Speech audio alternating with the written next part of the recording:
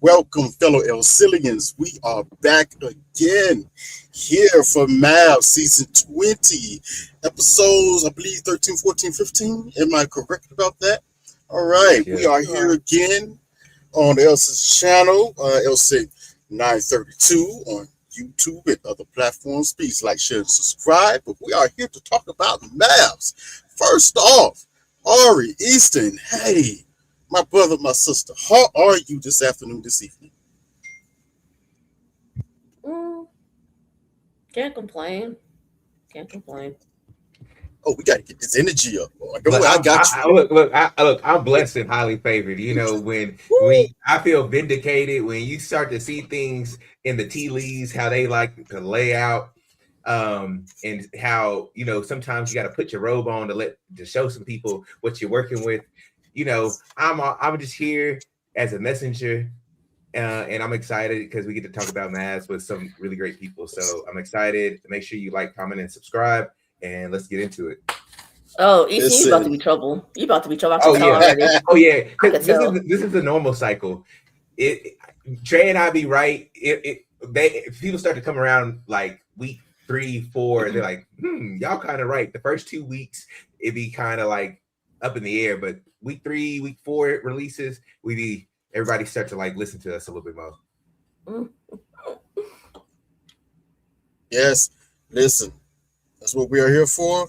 We are here for the drama and the 69s of it all. So that's what we're about to get into tonight, Very much. okay? 69, 69. But start this out. Chat, welcome in. We know more people are coming in. I bid you welcome and adieu. So starting off this evening, we're going to say, Ari, Elsa, I'm going to kick us off. Let's start with Adam and Marissa. Okay? All right. We're going to start it off with them. My question to you, Ari, since we are my lady, you're going to go first for us to see. My quick question to you is this. Are we, well, a quick synopsis, it seems like we opened up these batch of episodes with Marissa talking to her friends and they're having a conversation how things are going. And I have to guide you down this path with this particular question.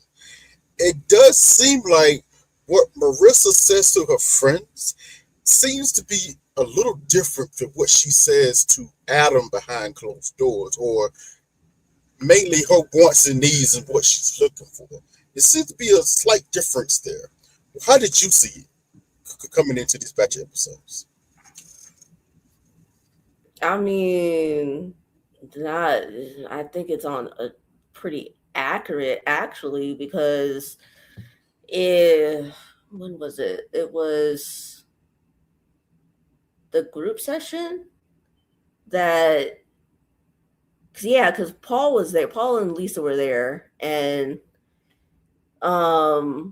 she had said that the friends didn't have a high opinion of him, and that was news to him. And then he said that Adam had confirmed that the his parents are coming back soon, and so hopefully, which I really don't think is going to be coming to fruition, but he claims, that he was like, because his parents are coming back from their vacation, that them, his parents, them, Adam and Marissa, and then his sister were going to get together, and that was news to her. So, I mean, yeah, the experts weren't wrong that they should, with their assessment, that they still weren't communicating, because they both shared something that the other didn't realize. So I mean, again, on brand, because I mean, I'm not surprised by, you know, the lack of communication about what her friend said before he got there. So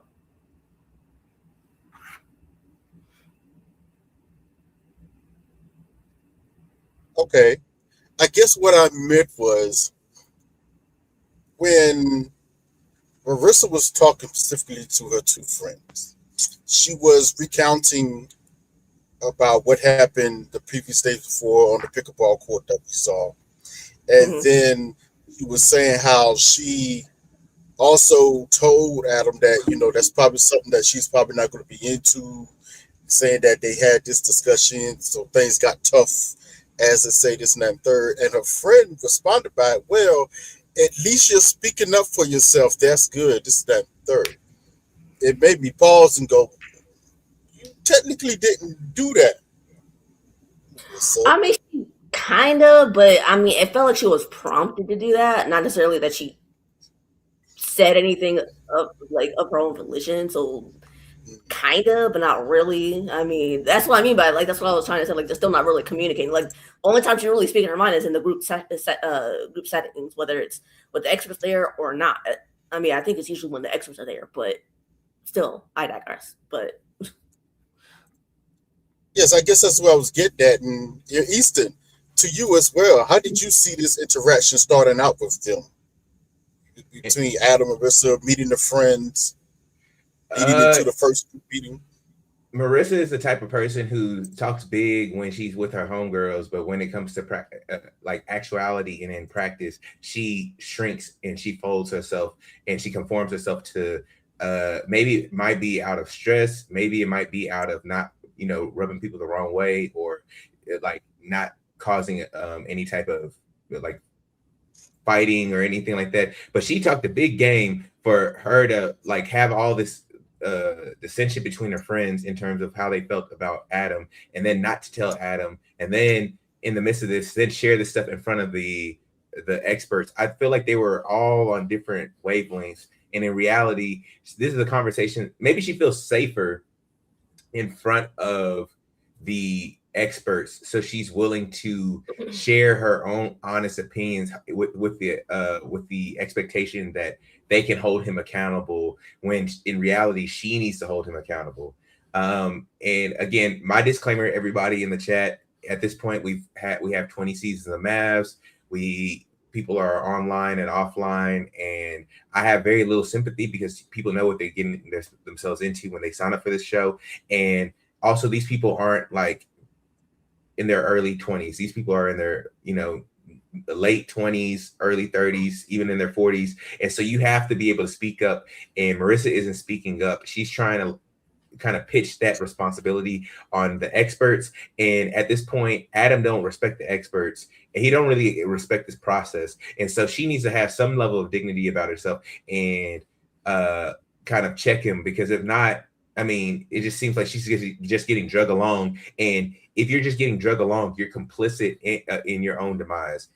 I can't feel sorry for you. If the first time when he was going to the pickleball court, I'm all for you, like people coming to your defense. But at the same time, after the fact, and after you didn't share your thoughts and opinions about it, if you continue to go along with it, and she went to the gym, she was going to the gym and she was practicing on the private pickleball court, you're just going along to get along, and that's the issue. And so it might be a little bit of intimidation, but at this point you don't have to speak up. Unfortunately, I don't think it's gonna happen. Though, I mean, it ain't. To your point, Easton, you said something just a minute or just a few seconds ago. Adam doesn't respect this process. What clues have you seen personally to lead you to that thought? I think it's very interesting. And it goes to how he's been acting thus far. 100%. How the man dresses for the couples dates. Like everybody, even with Beljo Lee and Mecca and they style, everybody at least is a little bit elevated. That dude came in like he just got off the jet ski. Like I'm like Adam isn't taking this process very seriously. He is either he's self-sabotaging on purpose, or he is expecting somebody he's expecting somebody to just get along with him for whatever reason. And so for me, I don't particularly like that with Adam. That's one thing, that he isn't taking this process seriously. Two, he hasn't any of the suggestions by the experts. He hasn't put anything into practice. Like most of the other people have done something to put it into practice, even if it's good, bad, or indifferent. Adam hasn't done anything. And so between those 2 points, I don't think he's taking this process seriously. Obviously, Marissa, he's kind of dragging her along. He's not compromising at all. And so I just think that this is a waste of a couple, and a waste of a counseling session, if you will. Ari, do you feel the same as this? Have you seen this a tad bit differently? Do you have another type of opinion on this?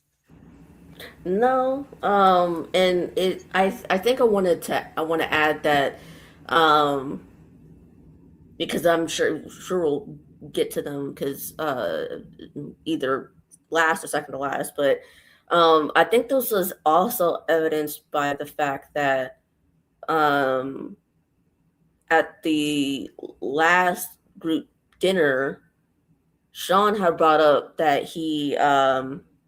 hey Lotus, but Sean had brought up the fact that his vocabulary is not robust as he's claiming it is. So he's claiming he has a robust vocabulary, but all he does is cooked and vibes and vibing, and I don't even, there's this other phrase that he says, but I can't remember it for the life of me, and I blocked out because thankfully I did. But yeah, your vocabulary is not that great. I mean, he got all in his feelings and about it, and like outside the little restaurant there, he started going off on, I mean, kind of went off on Sean a little bit, but he went further when he was just him and Marissa in front of the cameras outside the restaurant. So I mean, I don't know. I mean, I don't think you're really taking this as seriously, because if you were, I mean, maybe you would have a better vocabulary. But I don't know. Maybe that's just me. I want to get to that vocabulary just a little bit later when we get to them about the dinner. Before that happened, we did see Adam and Marissa after the whole meetup with the group session. It did also about that group session. This was the first time we have seen Adam a little, as in his own words, cooked. Like he was a bit surprised that her friends did not like him, because this is why I asked the question earlier about Marissa and how she sometimes misrepresents a few things. What she says in front of the cameras and what she said to her friends is actually not what she's saying to Adam in his face, what she should be saying. So when it came time to end the session and the question was asked, he asked, "Hey, yeah, it was a good time. We met her friends. It was all good, and and it was good vibes," as she said. And then they asked Marissa, and Marissa told him, like, yeah, in a group session at that, yeah, my friends, kind of had questions about him and concerns, and he looked genuinely surprised because she didn't bring up the fact that, yeah, my friends have questions and concerns. And the funny thing was, when the friends were in the conversation with Adam, they didn't really bring it up or go that hard on him either. So I'm seeing a pattern with Marissa, but it includes her friend group. And I find that a bit interesting. That, even when they made the comment, one of her, she asked one of her friends, she said, "Hey, do you do activities with your husbands? I know y'all have different activities," which is fine. They have different activities, have different interests. It doesn't have to be exactly the same. But what I found interesting was when they said, yeah, we don't do anything with our husbands, and that's fine. For a split second, and if it flashes to the conversation Adam has with Marissa later on in the boat after the group session, and he brought up that comment. It's like, yeah, so they don't do anything with their husbands. It's like, nah, they don't. And he goes, huh, interesting. So they're going to be divorced in 2-3 years. I said, whoa. I was like, whoa, that's a lot. But for a split second, I thought the same thing in the moment when they first made the comment back in the apartment. It was just kind of weird how they say they don't do anything with their husbands. And I was like, nothing? I'm quite sure they're being facetious, and that's not the entire truth. I'm quite sure. But they were just trying to talk to make a point. But if that was true, yeah, y'all might not last too long yourself. So going to that boat conversation, it did seem like they were trying to have a deeper conversation, but it only went but so far until they were just falling off boats and he was trying to make her do push-ups. Like, how do I you think that, Ari? I was like, okay, y'all supposed to be on a date, and then y'all end up on freaking doing push-ups. I'm like, okay, what? That wasn't even the worst part for me. The worst part for me was when they had their date um later on, I think, and um they were eating some meat, right? Steaks. And yeah, steak specifically. And I said this to El Cid and everybody who was there on Friday night on the at Hangout spot. Um, but because I didn't notice this going on the first time on the honeymoon, and so basically, I said was I wouldn't have noticed this either if he wasn't smacking his lips and chewing like that. Because I mean, I was half paying attention because I mean, my focus, my eyes weren't focused on the screen, so I was like half paying attention, and I was still listening, but not really looking at the screen. So it's like, and then as soon as I heard him chewing, I was like, "What the hell is going on?"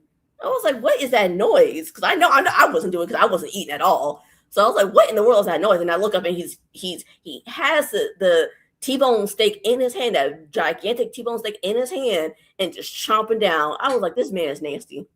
This man is so nasty. I'm like, get him off my screen, please. Adam needs to. Adam is self-sabotaging this thing. He's trying to find the biggest cord he can, the biggest string he can pull, and he's trying to yank it. And right now it's I need somebody who can do everything with me. I need somebody who's super active and as intense as me, because he's checked out. He's checked out.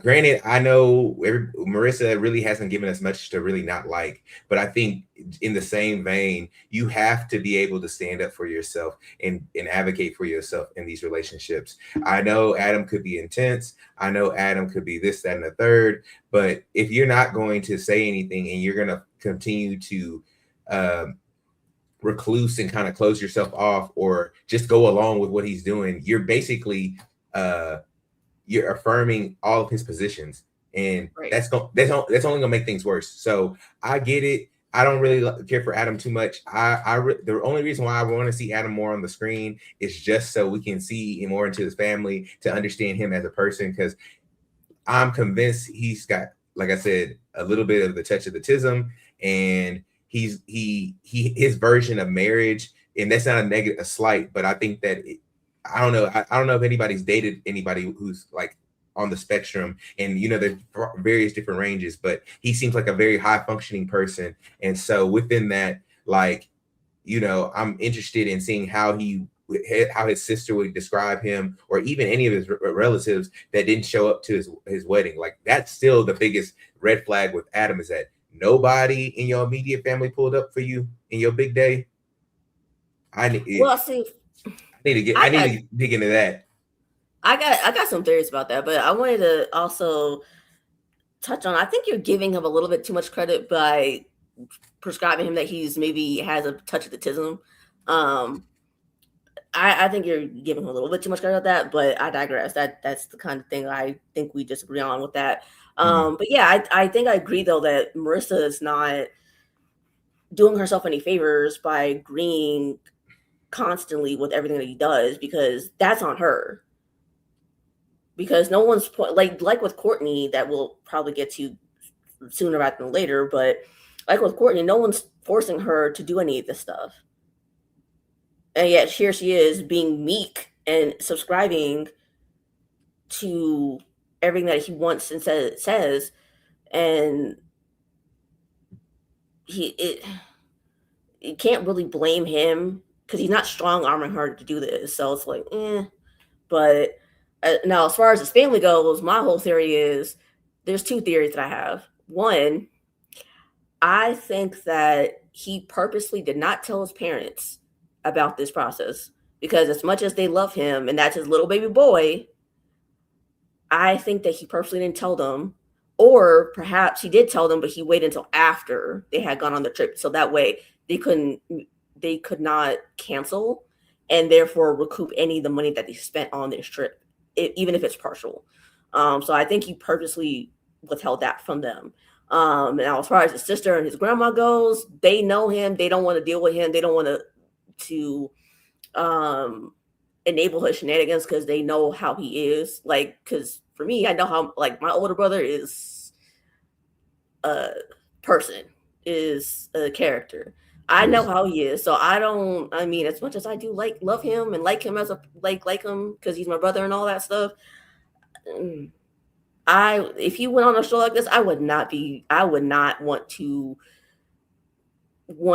be on the show either, because I know how he is, and therefore I don't want to enable him. So I'm like, I think that's what it is with his sister and his grandma. So that's just my theories on that. But yeah, but this quickly leads us to the third dinner party, as they call it, when they're having these conversations, and we'll get to them probably next a little later. But Adam has an interaction with Sean and Nikki, and it's an interesting one because in this moment, I believe this is the most Adam has ever talked the entire season. yes, and if you notice, it wasn't until after he felt challenged by someone who he felt like should not be challenging him in regards to his own relationship, did you see a version of Adam actually come out. Now, exactly. the most interesting thing about this was, even though Sean was being a little sarcastic for a lot of food saying, in this situation, I believe both were true about each other. I believe both of them were true. Sean called it out, and really was just a question that he asked Adam, hey man, do you have a more vocabulary than this? Are you able to explain what emotions you have? Do you have an EQ? No, not, I want to take an IQ test. No, not IQ test. You got to listen. EQ. Professor Sean came out. It was on full display. Full display. And Adam got cooked and didn't like it.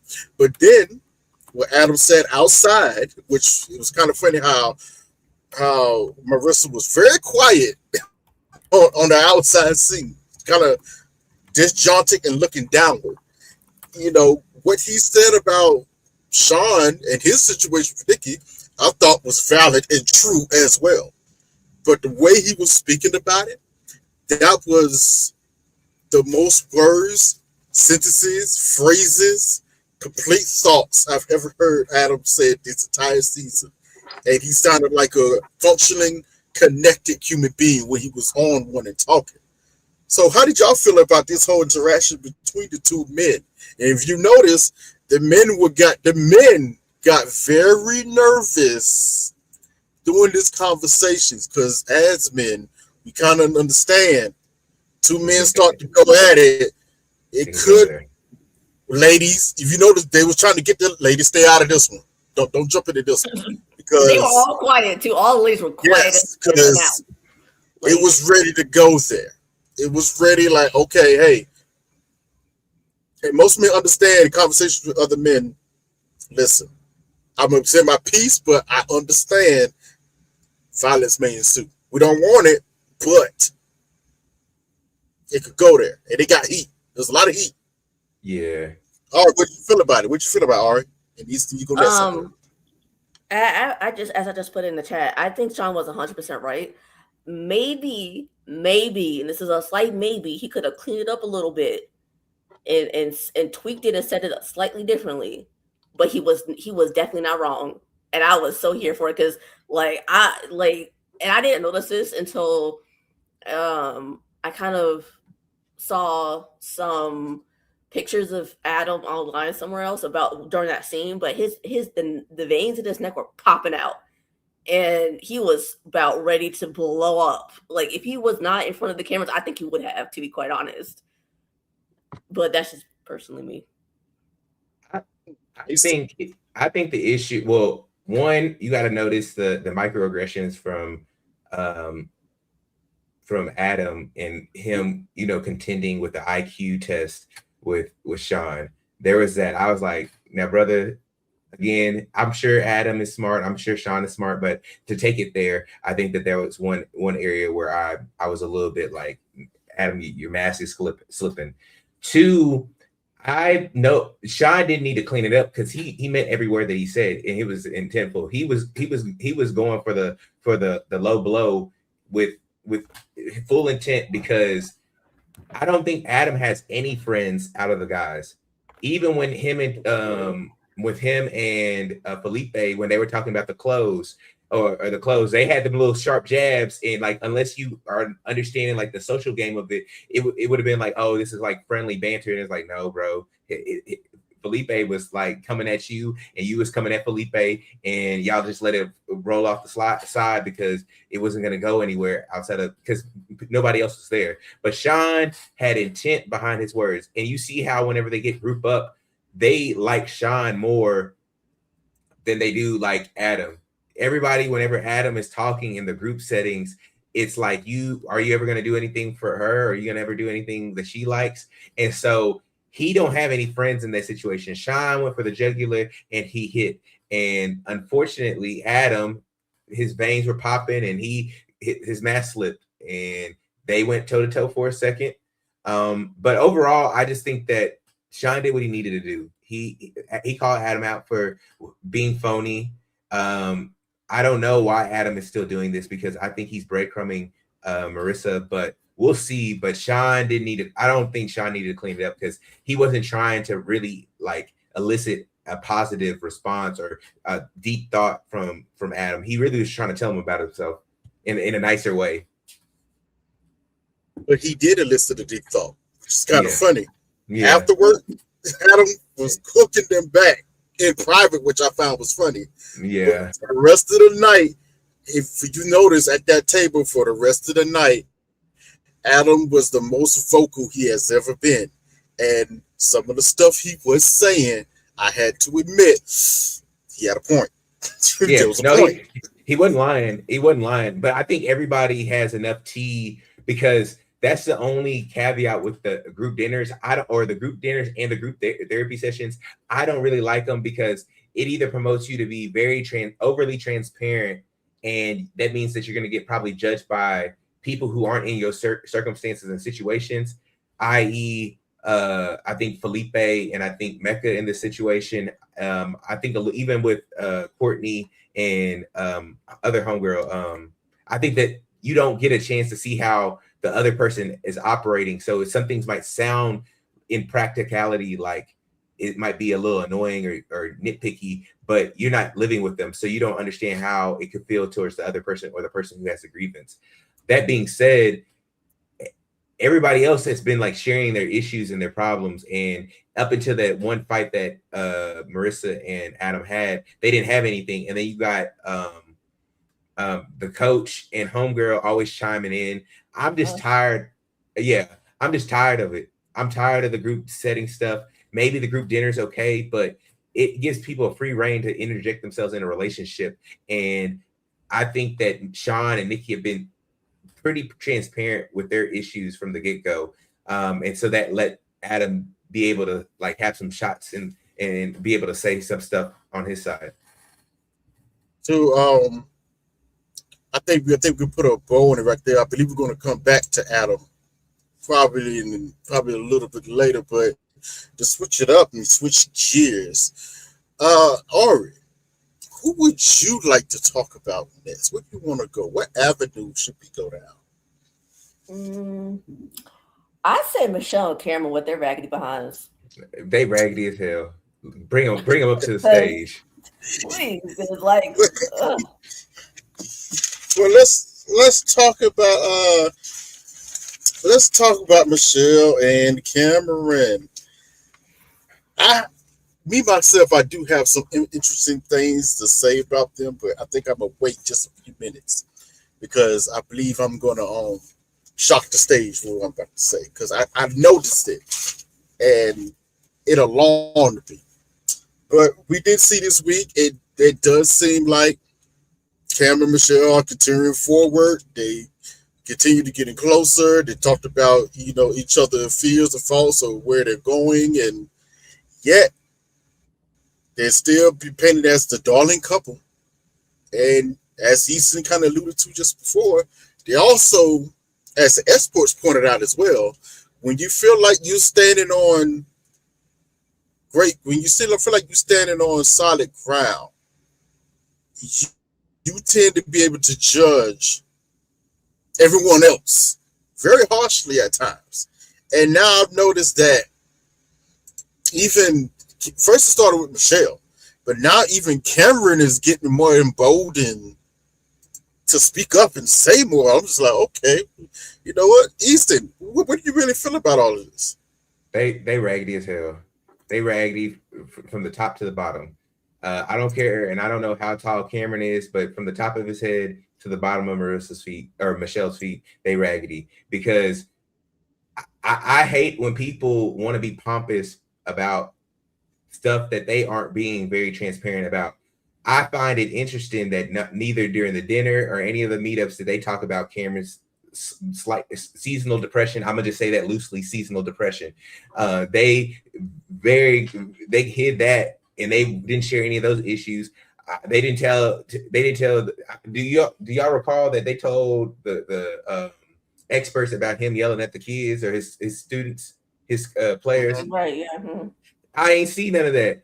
I need them to be more forthcoming with their issues because they got so much to say about everybody else and their mama that it's seeming like they're being the performative ones. It seems like they're projecting them being performative and trying to be this great couple. And like they got the Oxford relationship going on and it's all hunky dory, but it seems like Michelle, yo man, he over here dealing with seasonal depression, and all you doing is saying like, all right, you can do it. Come on, Thomas the Train, you can make it. You can Not go up Thomas the there. Train. That's all she doing. I'm like, you do realize like this is something that's more severe, and you live with this man, and then Michelle, it just seems like she got too many microaggressions for me, and it started with her and how she talked to Mecca about him being performative. I don't like that, ma'am. Just sit in your place, do your thing, but let's not do too much. And granted, I think that they probably gonna last and make it, but they just doing way too much for people who are being transparent about their circumstances. If y'all gonna sit on the sideline, y'all don't get to say nothing. If like what Monique say, you gotta say it on the playground or leave it alone. That's what they need to do, and they just need to sit back, eat the dinner, and then just nod their head and say, "Man, I'm glad it's not us." Listen, hey Ari, how are you feeling about the darling couple, the super couple? Will we the greatest? We I mean, are the champions, all that stuff. I think that uh, I'm still side-eyeing him about the fact that he's never had a relationship past 6 months. And I've been waiting and watching since he said that in the very first episode he was in, and he he's not getting any grace from me because he said at the top of episode 13, because I was half paying attention to them too as well, like because typically they don't really have much to say that I feel like I have a lot of opinions on. Hold on, but if I But hit you with one, when I hit you with this, you're gonna be like, oh, but when he said basically in a softer tone and not as emotionally excited as Felipe, he said I'm scared basically that the passion is gonna disappear. I was like, dude, I know you lying because what are you talking about? You just admonished Felipe Get days him. before, if not like a week, about the same daggone thing. And here you are saying the exact same thing, just slightly differently, if at all. Hey, Seaway, Yeah, get him because he was tripping with that. what are you talking? What are we talking about? What? Like, please leave. You're not as good and stable as you're making yourself out to be. And so I'm sitting here thinking, so are y'all as performative as you claim Mecca was? Because I think she was right about it, but you can't come for one couple and then act performative too. Like, please stop it. Please stop. I can't with you. So that was my big thing with them because I was like I was like I thought I was hearing things and I didn't. So I was like, what the hell? Anyways, that's my 2 cents with them for a minute. listen, I'm glad somebody else called it because I'm gonna go a tad bit deeper on it. Listen, all right, I'm about to go something. I'm gonna go something. Listen. When I was listening, I give the same amount of attention to just about every couple, So I was listening to them. I was listening. And when Cameron said what he said, I immediately stopped. I went back to, because this happened in episode 14, around the beginning of episode 14. I went back to episode 12 because that's when Felipe was in the group and when he said what he said. Just to make sure I heard what I heard. Cameron said the exact same thing that Felipe said, word for word. The only difference was when pressed about it, because remember, it was in the group meeting when this happened. When pressed about it, Felipe explained further that that's when he said the wild behind line. I don't know if I can give up with having such smegs with multiple women. That's what the internet us took by storm, took away from that whole situation, went crazy over. Understandably so. I always, if y'all remember, I always contended with the fact that what he said was wild, Felipe was wilding, but I understand what he was trying to say, and I'm glad he said it out loud when asked, instead of living in this in his head and then going off and acting on it. I said that to bring us back here with Cameron. When Cameron said what he said, a few things crystallized for me. I'm about to rub some people into this. Cameron is an older version of Felipe and Mecca.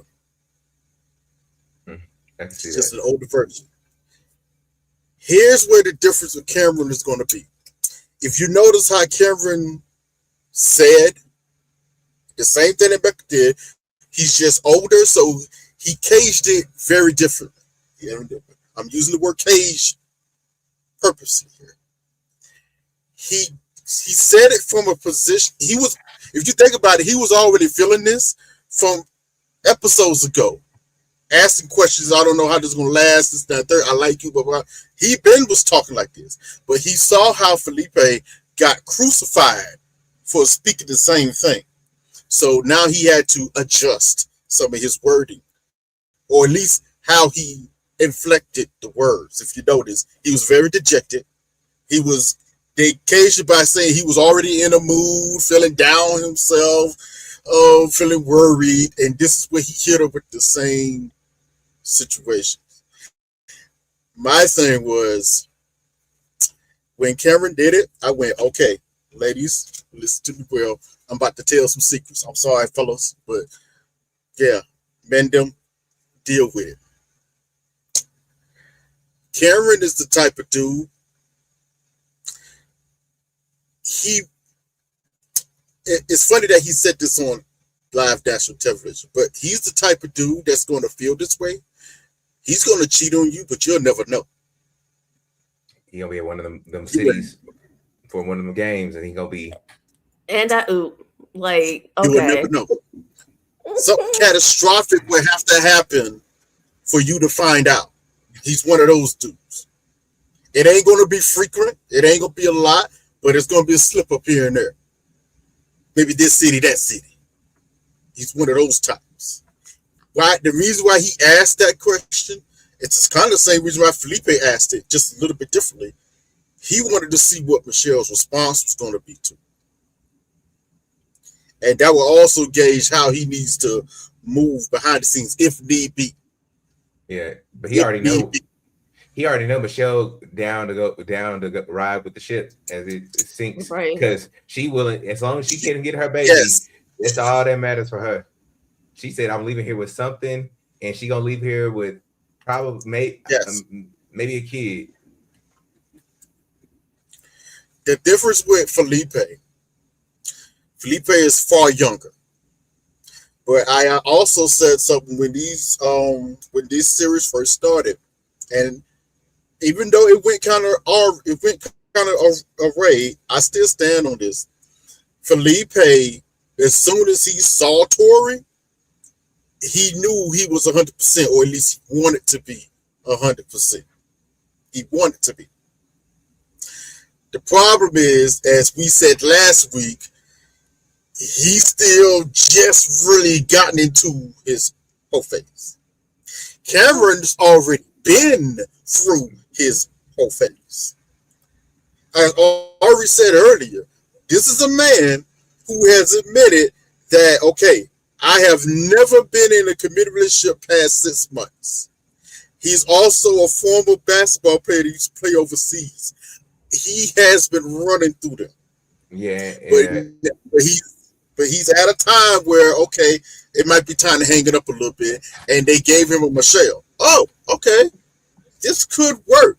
But some of his intricacies are still in his head. Think about it. If you really look at what's going on here, there was no, to the men, Easton, there was no reason why he should have said what he said. None. That was stupid. Actually, a lot of dudes did this. It was stupid. But when he did it, I went, oh, I know what type of dude he is. I get it now. This seems like a season of just people saying wild and crazy things. And it's not just the men, because we had Courtney saying and doing a lot of crazy things. So it's not just the men, but people just, this season, just saying a lot of wild and crazy things. So I think it's an honest feeling, and I don't want, because again, if we shame all of these guys from doing this is also just going to create a vacuum and a problem down the road, because then it's like, well, we want to hear what men have to say and tell the truth. But when they tell the truth, you see the backlash, it becomes a problem. I think that considering that they haven't done anything wrong, they haven't gone out and cheated, they haven't gone out and texted their old fling, they haven't done any of that other stuff. I think that this is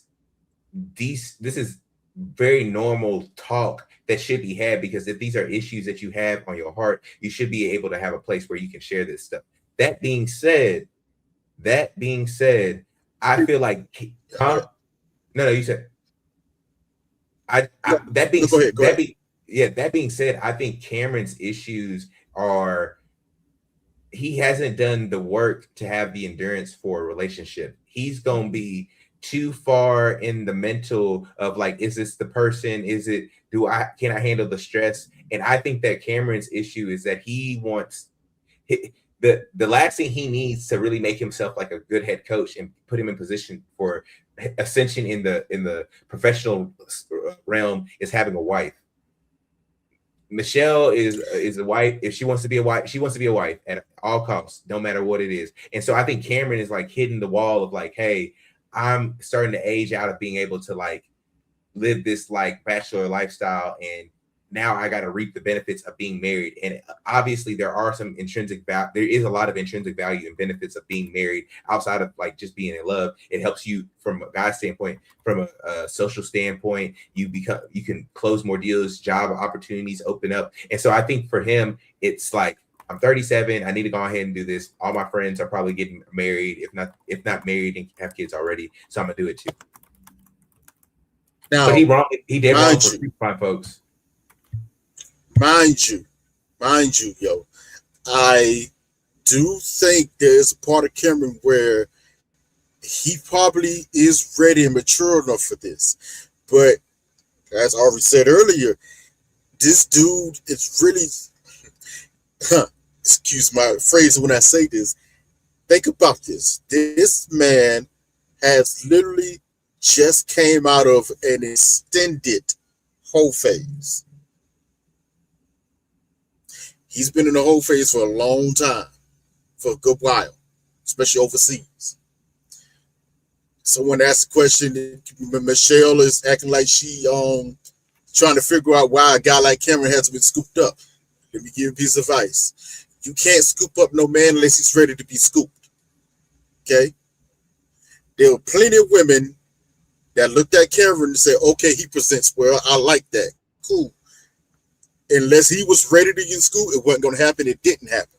There's a reason why he was never in a relationship past 6 months. There's a reason for this. Okay? He was swiping through. You know, it's just, he's at a time in his life where the swipe kind of slowed down. And he kind of wants more. And it looks good for him to want more in this season in his life. Him trying to be a coach and everything. It just looks better. And I do think he generally likes Michelle. But when he asked that question to her, and it was the same phrasing of Felipe, exactly the same. I went, wait just a minute. What's going on here? And then it just crystallized for me. Oh, he's the older version. He is literally where Felipe kind of want to get to. That's it. He where he wants to get to. So I just thought that was so funny, and yet they're propping him and Michelle up this darling couple, and it's to this extent I still think they could work. But girl, you didn't see the tea leaf right in front of your face, and he put the cup in front of you. He put the cup right in front of you, and she drunk it up without even thinking. This man just said it was already worried. Listen, we've been in relationships. Yes, especially, I only experienced this when I was much younger. But you do have to, as a guy, you have to feel like, okay, I really like this girl, but how do we keep this up for an extended period of time? Until some OGs teach you or some older couples teach you, like, hey, your marriage or relationship is going to go through seasons. It's going to go up and down. It's never going to be constant, this, that, third. You're going to love this person. You're going to hate that person probably. It swings. It swings, but the work can never stop. Y'all have to continuously, as the choice of the word this weekend, choose yourself. You have to choose each other constantly. You just have to. So when he made that comment, I went, aha, bro, you're a little too old to be worried about what if the passion dissipates. But I also was telling that he hasn't been in a long committed relationship ever, which goes to he said he had never been in a relationship past 6 months. Mm-hmm. So very telling to me. Very telling to me. But I believe we're going to come back to them, and Super Bowl. we gotta step into it. Yeah, it's time for the Super Bowl. Cause we are one. We are one. We are one. Oh my God. Mm-mm-mm. We gonna talk about the side of it all, towels hanging, all. Woo! Never go. Out from now on, I never want to see y'all go against this. Me, never go against this. Y'all told me we won. Y'all told me. Y'all said we won. She don't like him. He pressured her. You don't know what you talking about. Yo, we had some mouse clicking and some joysticking. Okay, it was all from the rooter to the tutor. Oh, not the rooter to the tutor. Oh no! Please stop. Oh my God! Don't go against this no more. We won. We told y'all what was gonna happen. Y'all gotta listen. Yo! Oh my goodness! Oh, you know, let's ease into this. Let's ease into this, and while we easing into it, we may have to call in an audible right quick. You know. Don't go against this no more.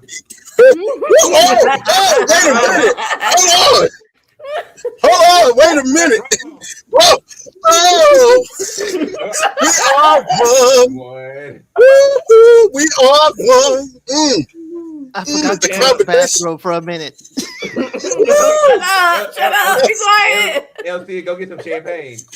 Hey, we're gonna see what it smells like. We're gonna see what it smells like. What this wine tastes like to you. Oh, yo. And ladies and gentlemen, ladies mostly, listen, our matriarch has entered. She is on stage. She is bathrobe ready. Okay, she's coming out with it all hanging out. We Sean business down. Okay. Oh my God. Yes. The lady herself, Elsie, how are you doing? I know it's late for you, but thank you. Thank you for coming with us today. What's going on with you? It's almost 1 a.m. here. That's commitment. Hey, that's what Sean said. It's 1 a.m. Oh my God. Yeah. Sean said, you gonna see all my pieces. Y'all gonna shade all of this, okay? Sean said, I'm gonna let all of y'all know who said that we shouldn't be rubbing each other to completion know that I got it. And we have Nikki on camera saying we are sexually compatible. If production wasn't producing this thing, I was like, no, y'all didn't. So all the naysayers out here, hey, Sean got to nibble a piece of the cookie. Okay, Sean got to nibble a piece of the cookie. And he walked out with the bathrobe open, so y'all know he was full naked in that room with Nikki. Naked. When y'all were hearing all that, he was naked in the room with Nikki. The bathrobe was for y'all. The bathrobe was for y'all, not for Nikki. It wasn't. It was for the viewers. He said, y'all gonna know she like me like I said she liked me. Because y'all got to think, episode, what was it? 2 weeks ago, he was like, yeah, she's playing like she don't like me. She tongue kissing him down with food in her mouth. Now, come on, y'all. Y'all went ahead and came at this man's sexuality for 4 weeks straight. And now y'all gotta eat. Y'all gotta eat crow. Y'all can't go against this no more. Can't do it. I knew a girl named Nikki. I guess you could say she was what? Y'all lucky it was Frankie Beverly he was singing. Frankie Beverly, rest in peace. We Are One is exactly what Sean was doing. He let all of y'all know we became one. So Mhm. whatever y'all want to say, Nikki was of full faculties. Not only that, he got up and made her a sandwich. Right. Okay, he Mm, got up and he mm, went to the kitchen. With the That's how good it was. with the sandwich spread. Shoot. Look. We not putting enough respect on his name. Because you gotta take it back another week. He put out his book. He said, "This is how you get them, boys. This is how you get them." He said, "I will come out with my love book the week before when they talking about me, and then I'm gonna hit them with the robe the week afterwards. That's what I'm gonna do on them." That's what he did Here's to the thing. y'all. Here's the thing. Sisterhood in He shambles. he left Nikki tired. He was Right. the only one able to get up and go to the kitchen. Okay. Right. So here's my question for production. Since we can hear mm. all the slopping and slobbering happening behind closed doors, how come we couldn't hear the conversation on the Here's the couch conversation. when Mhm. Nikki was straddling him? See, production playing with us too. Production playing with us too. But you know, in all things, Nikki is a grown woman. She's making grown adult decisions. So is Sean. And while they are together, married, okay, they're going to do what grown folks do. I am not judging them. I'm just judging everybody else who said Nikki wasn't going to give him even a sniff of the cookie jar. We told y'all, if y'all listen to LC's channel, if y'all listen to the reviews, we told y'all, Sean, she talked so highly of herself and who she would date that Sean don't match none of the physical parameters of what she would date, but she is interested in him. She like how he talks. She likes his lifestyle. She likes how he challenges her. And what she gonna do? She gonna sneaky leak him all up. And that's what she was doing. She was acting all, I don't know, I'm uncomfortable in front of the experts. Meanwhile, she tonguing the man down with food in her mouth. She over here becoming one, if you will. So I'm just saying we gotta stop the cap. We try to be balanced with our takes, but y'all gonna have to listen. We can lead y'all to water, but y'all can't. I mean, y'all gonna have to drink on your own. The thing It's is that Ari. Oh, go ahead. okay. Go ahead. Go ahead. So I was gonna say, Ari, go ahead because I'm gonna talk.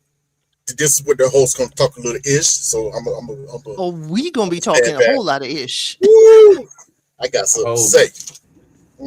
I don't know if I have a whole heck of a lot, to be quite honest. I mean, besides, Ari. like, I really can't. I don't know. I did not need to see him in that robe, because if he was gonna put the robe on, why you didn't you and you're just gonna leave it open? Why? At that point, why don't you just keep it off? If you're just gonna have it open, I get it. You're in the apartment that they designated you to, but still, like, what? Like, what's the point of having the robe on then? You're not really using it to dry off from a shower. Sorry. So, Elsie, we're gonna have to retire that phrase expeditiously, please. Sorry. No. What? What But phrase? we are one. Oh, heck no. We are one. And yes, she said they did not go all the way. They did not have intercourse. They did have grown folk activities. So That's a win. I need us to go back to the kitchen when she told Sean when he asked for a little rubber dub dub. She said that's reasonable. What you're asking is reasonable. I personally think she only wanted to get off, and that's just about it. That's it. That's okay. That's a win for Sean too, because you got to remember, he said what was said in the beginning was she wasn't gonna do it for 5 weeks. She was gonna let the whole process go by, and then that's when she was gonna potentially indulge him if she saw him as more than just friends. They had a romantic spark. But what happened? This is week 4, and you changed your mind. This is week like 6 or something, like 6.5, 7, because they're like 2 weeks left or less than that. So. What she said? What? How long is the what? In it 5 weeks? It's 8 weeks, 8 weeks. They said that they're like less. Like, I think by the end of episode 15, they were like less than 2 weeks away. So it's like 1.5, maybe almost 2 weeks. Yeah, Sean and 5. Sean and 5. That's what he did. He said, "Look, y'all got to look at that picture of Sean in that doo-doo brown suit with his hands crossed." Here's the thing. it is still on Nikki's timeline as well. Didn't Nikki say the later part of the process? Nikki said she didn't want to get active until the later part of the process, and this is the later part of the process. They only have 3 weeks to go, or 2 weeks to go. So this is still honoring what she said in the beginning, that she didn't want to do anything till the latter part. Mm. I don't know. I feel like she just like, unfortunately, Letitia, I think she just wanted to get off.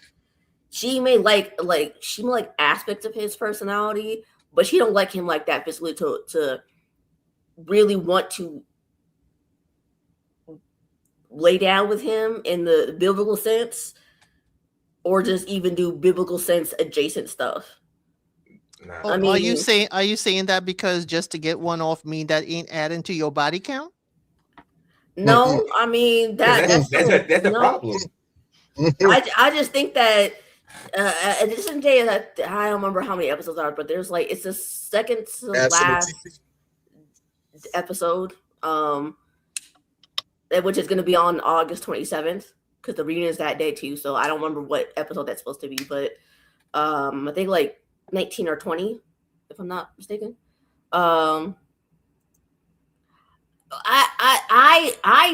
Okay, so Greystoke, I think that he was tonguing her down because he actually likes her physically. She was just I think, as he said on the honeymoon, she was just placating him. Personally, I think she's doing all this stuff just to placate him because she don't actually physically like him like that. I think that, hey, that's all I'm gonna say. Let y'all duke it out. So that's all I'm gonna say about that.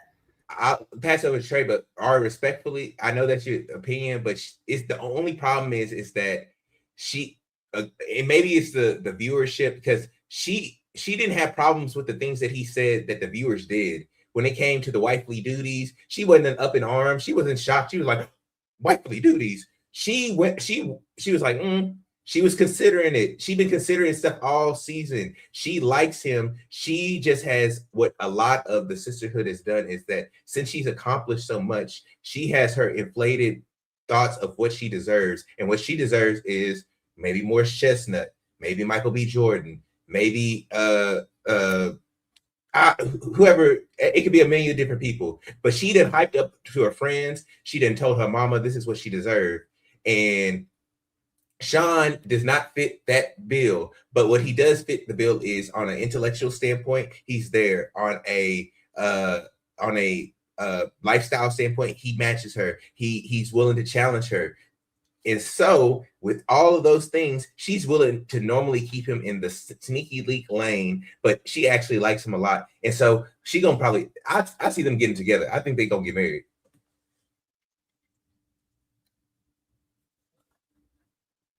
You better prepare them, Easton, because if Nikki say yes, I think the sisterhood will collapse. They done. Y'all cooked.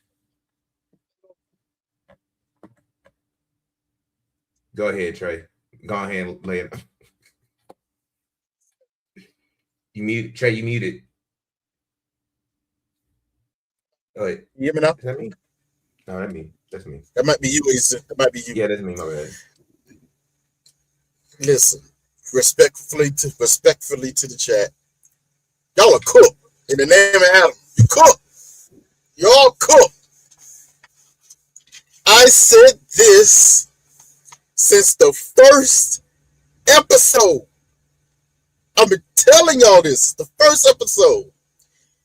We all knew that she wasn't going to be immediately and physically attracted to them. We all said, dang, but why did they set this up like this? It's kind of crazy. But then what did I say? I said it's interesting that on every other level, they seem to match up. And I told y'all the first episode, the first live we did on this,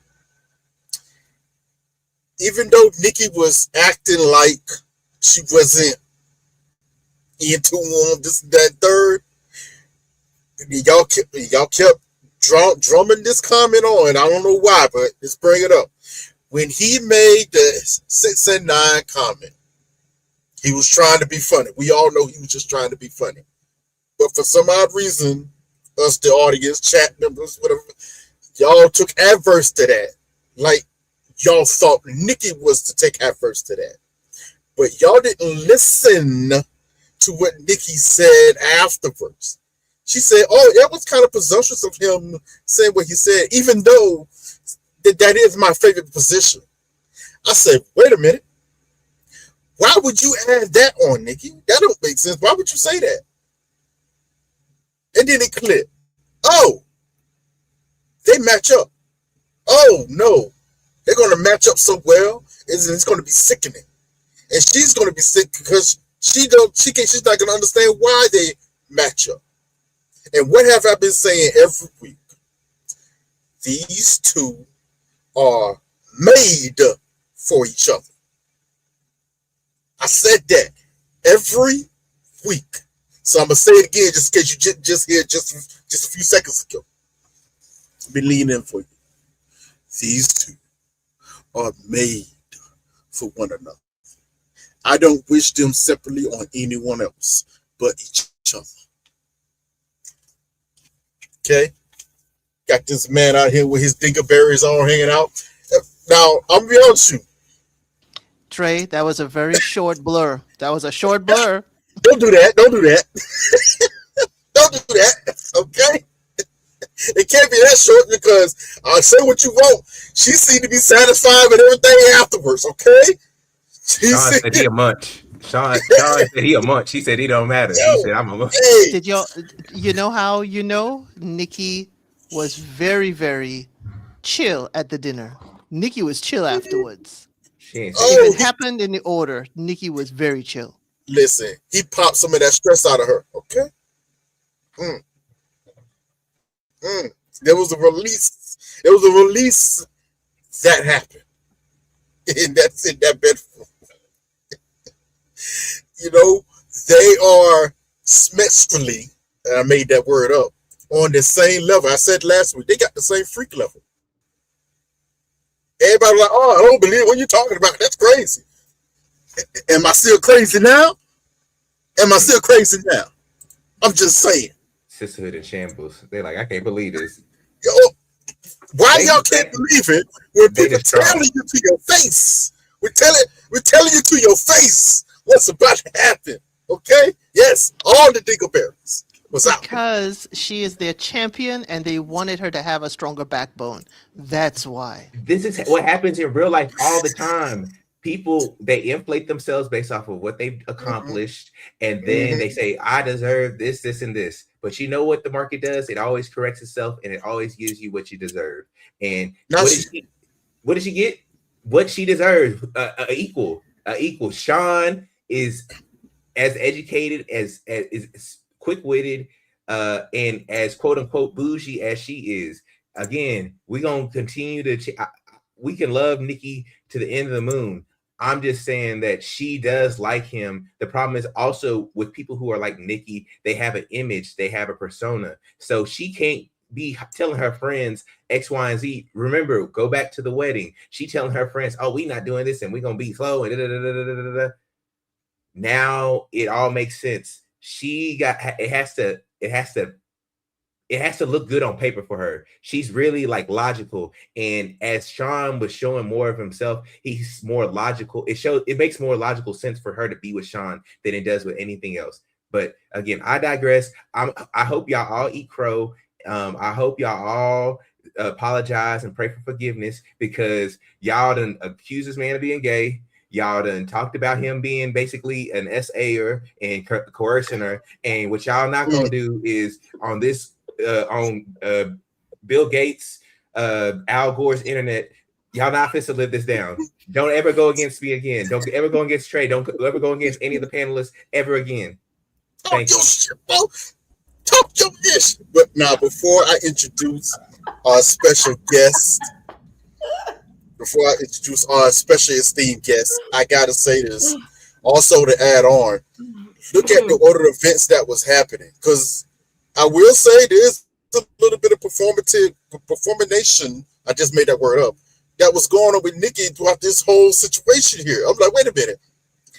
And if you notice, everyone, when it was in the little group session, everyone wanted to get on Sean mainly Mecca and Bell, about how he was so clinical with his step-by-step thing of how things supposed to go.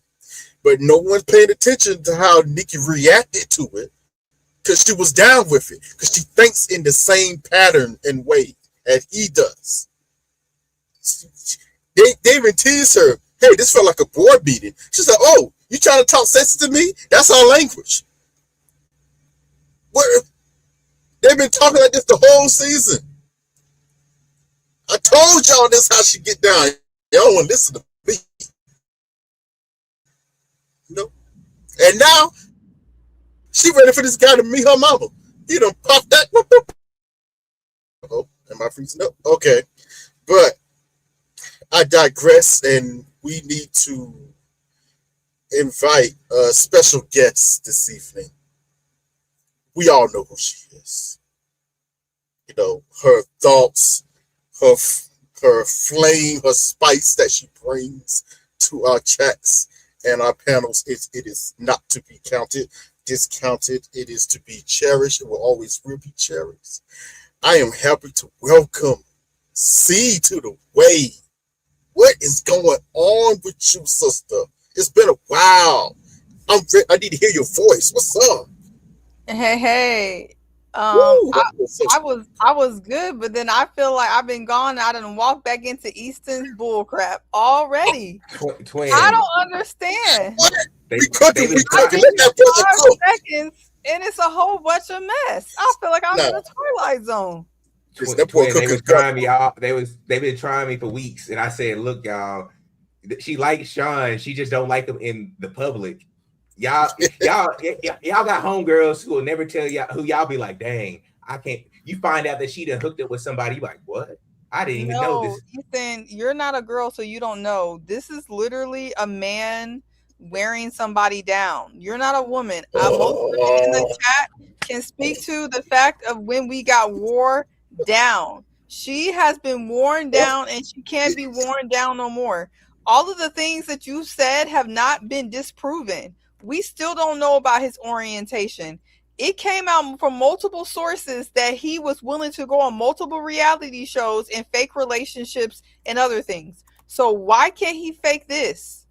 I'm still not convinced whatsoever. That's number one. Well, Number two, all your other allegations. Every time I look up, he's trying to hand her a bottle of champagne, cup of champagne. Can we do this? Can we do that? Can we get in the tub? Can we do like all this? He does way too much. Now, look, I'm not one of these people who are going to say Nikki ain't a special character, because she is. Her and Mr. Sean have a lot in common. I'm not going to say they don't. Because I wouldn't have been able to be worn down by that man. But that man has been putting on full court press on Nikki for this entire experiment, and it doesn't hurt. It doesn't help the situation that everybody keeps trying to get on her about the fact that she doesn't find him attractive. And so she decided to fold. You know how many men fold with women that they're not into? Y'all know women can do the same thing. We're able to fold for the night and for the couple of nights. Please don't get it twisted. She folded for the plot and the plot alone. And that's going to be it.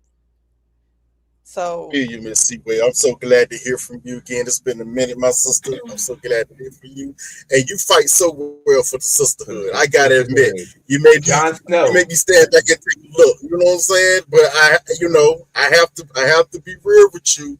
She still folded. Kalani folded. That was her choice. Underestimating the pressure of one. She has gotten to a binding commitment. Allegedly, because we don't know if it's fully binding this season, a binding commitment in a situation, so she wants to go forward with it. Two, she has a man who's in her presence 24/7 darn near, putting on the pressure, handing her alcohol. Then you have experts that are pressuring you. Then you have your peers that are making a big deal. That's a lot of pressure. Most people can't speak. Most people fold with the raggedy dudes down the block who be tricking them into having a baby, tricking them into their time. Let them call it. But she's tricking them not. into a relationship. She's not raggedy. She's a 46-year-old HR VP that is successful. She's a homeowner. She's got Exactly. degrees. She's super successful. She's got all of these things and accomplishments. She has more than enough ample reason not to be worn down, and yet That's why the did you hear sisterhood's me add all of excuses. those things? Did you hear me add all those additional factors that Yes, will offset what you're talking about? or Age, she there's just no likes the age man, limit or on she that. just likes the man. She doesn't like that man. See, again, What is there to that's like? a little bit of projection. Whoa, that's a See bit what- of projection you just put on there. Because let's be real, like you just said, I have to agree with you. There's a lot of pressure going on here, but you said it yourself. If you were in the same position, you ain't folding. You're not doing it. And I absolutely believe you. But I can't relate You- to being 46, unmarried, wanting to be married, trusting my whole life with experts, trying to trust the process, being on TV. You know, I can say from my vantage point, I wouldn't fold, but that's an immense amount of pressure. That's an immense amount of I get- pressure. And so I can't get say 1,000% what I would do. I could say at this juncture, I wouldn't do that. But I think and it's not the pressure. I think the misconception is that the pressure is just from him. It is the entire process that I think has not just her, a lot of the women on the show, in my opinion, making decisions they shouldn't be making. Like the Asian girl, she over here trying to think her relationship is perfect, and she's over here folding about a man that's making under 100K. Because she's trying to lean Seaway in. with the money. Seaway, okay, I want you to have the same topic. I want you to have the same stance when we talk about Mecca. It's the pressure of the show, you know? It's the pressure of the show that's causing him to act like this. No, you can't. At some point, you can't do this. And I don't understand the comparison. I don't understand that. I want you to cape for the same way you caping for Nikki. I want you to cape for everybody who is looking bad, who's going out bad and going out sad, because you can't just do that. You can't be I'm confused. I don't understand this. I don't understand this line of thinking. I'm confused. The same way you're creating all of these different scenarios and different examples of how there's stressful situations because of the nature of the show, and you have this reason as to why Nikki folded or the reason why she's acting a particular type of way. I want you to do this, apply that same level of grace onto the other contestants. What grace? I didn't. There was no grace in my statement that I made. What grace are you hearing? You're saying that she folded and that it's justifiable in the way that she's doing it because of all the stress that she's dealing with. I'm saying that no, she just likes the man. I think she just likes him.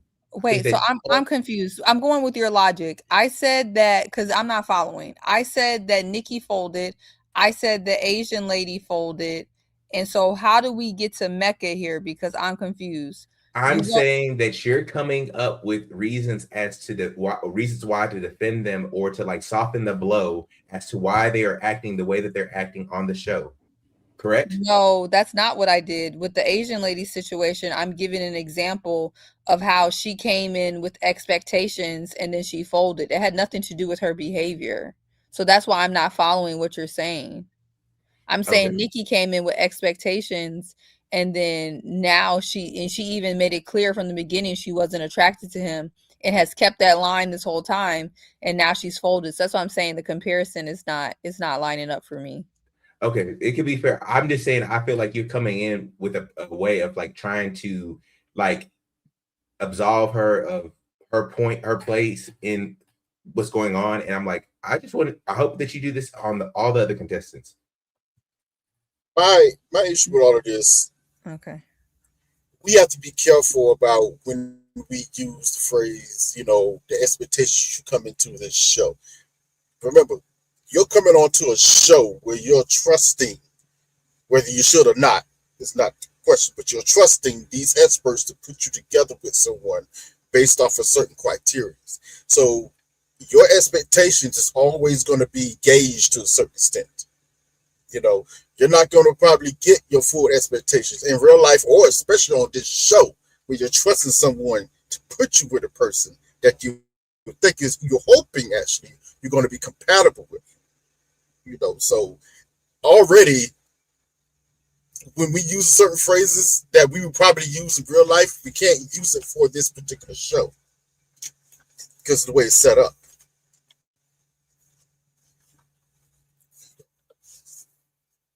Say else, I'm want to say something? I'm gonna use my words and phrases, whether it's real life or not, because these people are either really married, but they're going through something real, and we are just talking about what we are shown by production. And I think production played in Nikki's face, played in our face, and continue to play. But again, what I am holding on to is Nikki is a grown consenting adult. And while I do understand and hear you, see, way at some point in our lives, I'm like, peer pressure ain't gonna penetrate.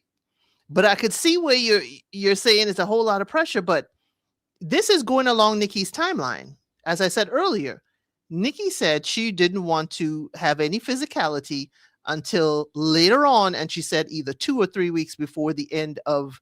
So this is going along with what Nikki's expectations were anyway. So she made a decision with her husband and they became one. However, that manifested itself. Oh, again, we are one. However it happened. But production is playing with us because I think there is, when Sean acts right, Nikki can see, and she says that she can see why they were paired. So he just needs to hush. The longer he hushes is the further he can get, and the further they can be comfortable with each other. So now the parents can meet. Now the mamas can talk. Now this can progress further if Sean just stops putting his foot in his mouth. And that's the only comparison, Easton, I will have with Sean and Mecca is the foot lodged in the mouth. Yeah, I And mean, then- I think there are similarities between Sean and Nikki. I think both of them are a bit I guess I would say corporate fake. I think they like to put on good faces, and I think they lean into logistics and less so on real compatibility. I think there was a reason why the experts thought that perhaps Nikki could tolerate Sean just based on the way she acts and moves and kind of what they both say they like. I just think at the end of the day, this is not a real thing. So, but again, I think when you're dealing with someone like Nikki, who's probably not as transparent and leans into her emotions maybe as others, it's hard to really read what she's really thinking. But I think for what we can read, I think it's safe to say that this relationship, that she was just doing something and that this relationship is going to be over. But this is not a hill that I'm going to die on. My opinions on Sean are just on Sean alone. Whether Sean and Nikki make it, don't make it, that's up to them, that lady, and she wants to live with that man and everything he got to him. So Yeah, because it will be shocking to folks if she say yes on decision day. But she could. It's a possibility. We wouldn't, but it's a possibility. if she wants Sean, more power to her. I have yet to see anything about him that's likable. But if she has found something to like, God bless her. Also, like you were saying, editing. I feel like the editing with Sean has really come across as him being this sexual deviant, and I'm like, again, if she ain't got no issue with it, I understand where everybody's issues come from if they're like not protecting her or they're like leaving her out to dry. She with the stuff too. She with it too. The whole time. Every single step of the way, she been doing her stuff just isn't like publicized. Ma'am, you tongue kissing me with food in your mouth. You like 69. They made sure to incorporate all, and that is why Nikki withheld herself, because Sean looks like a talker. He gets any access, he gonna tell the world. That is another reason why Nikki keeps herself, I believe, back from it, because he does seem like he not even gonna talk. He gonna talk crass. I was surprised that they only showed a clip where he said, yes, we took it to the next level, because I could see him crass saying about, oh, I got the draws and all that, the way he talked about 69. I told y'all. I can see it. Right. I told y'all. You know, Anybody have any other about Nikki and Sean? because my I bathrobe was is getting hot. just, Yeah, just yeah, just I don't was go just against going us to no say, more. Just don't go against us no more. I'm not going to go that far. I always like a little bit of challenge. But yeah, Issa's right. We told y'all what's going to happen. I've been saying since week one. Since week one. But I'm just ended by saying this. They are perfect for one another. And I don't wish them on anyone else but each other. And I mean that. Miss Elsie, while you're here, since you're here, Miss Elsie, why don't you lead us into the next couple? Well, since we're talking about foot and mouth disease, uh, Mecca and Belle Jolie.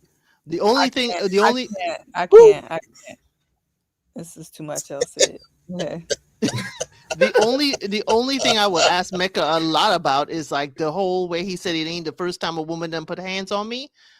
I had questions. That man done lived I a had hard life. questions. And it shows how he will, the discussion with Belle Jolie back in the car shows how arguments with him could possibly go. Now you're going to air out all the odd things I do that you don't like, including ketchup on the eggs. See, this is I had liked them, and I thought they could if Mecca could just get out of his own way. He's not gonna But do it. now he's showing he is the roadblock, and he is the steel roadblock in this relationship. Go ahead. Oh, see what you said you can't? No, I can, but this is the reason why I'm not gonna say it. What I'll We say already is that oh Lord. What I'll say is that this is the danger of either dating men who you gotta build a man with all this trauma, or I'll leave the other part alone. But the people in the chat who know me know what I'm saying. you know what you're gonna Um, say. um, this is the danger of that. He hates her. He hates her, and the reasoning is unknown. The reasoning is unknown. He literally every single time he gets a chance, he puts her down. And in the previews, he's even telling his homeboys that he wants her to get breast implants. He legit cannot stand this lady, and this lady literally worships the ground that he walks on. And it is what it is. I just hope that she's able to kind of see that and realize that although I know she had a lot of hopes for this process, he doesn't, he's going to continue to play in her face. So, Ari, how do you feel about all this? Then we go to East. Okay. If you've been watching the show since at least the Atlanta season, you're gonna know why I say this. But Paige walked so MM could run so that uh Belgian Lee could fly. Because what in the world is going on with him? I don't. Yeah, like she was saying, he hates her. He hates her for whatever reason. Whether it's because he can't stand the fact that she didn't kiss him at the altar, or he just doesn't. And I've seen this online. I'm not saying that this is what I think, but I've seen online people say that he's not even into black women at all. So it could be that. I'm not saying it is, but maybe that's a possibility. I don't know. Because I did actually see online one of his ex-girlfriends talking on the TikToks. So, and she was not of the black community. So, but yeah. The only credence I will give to that is what his dad said. His dad said that Mecca always liked who liked him. That is a very coded phrase from Black parent. And which brings me into him because yeah, his dad did a number on him. He really did, because what do you mean that Mecca was wetting the bed until he was in his early teen years. That is so. There's something that there's a conversation about that. Whether he wants to divulge or not is up to him, but there's a conversation in that. Um, and I just because the parent that technically physically stays doesn't always mean that they're the best parent or even a decent parent. And we've seen his dad talking at the reception up and down at the reception and what he said. So and it's not to absolve his mom and his stepmom for leaving and not coming back.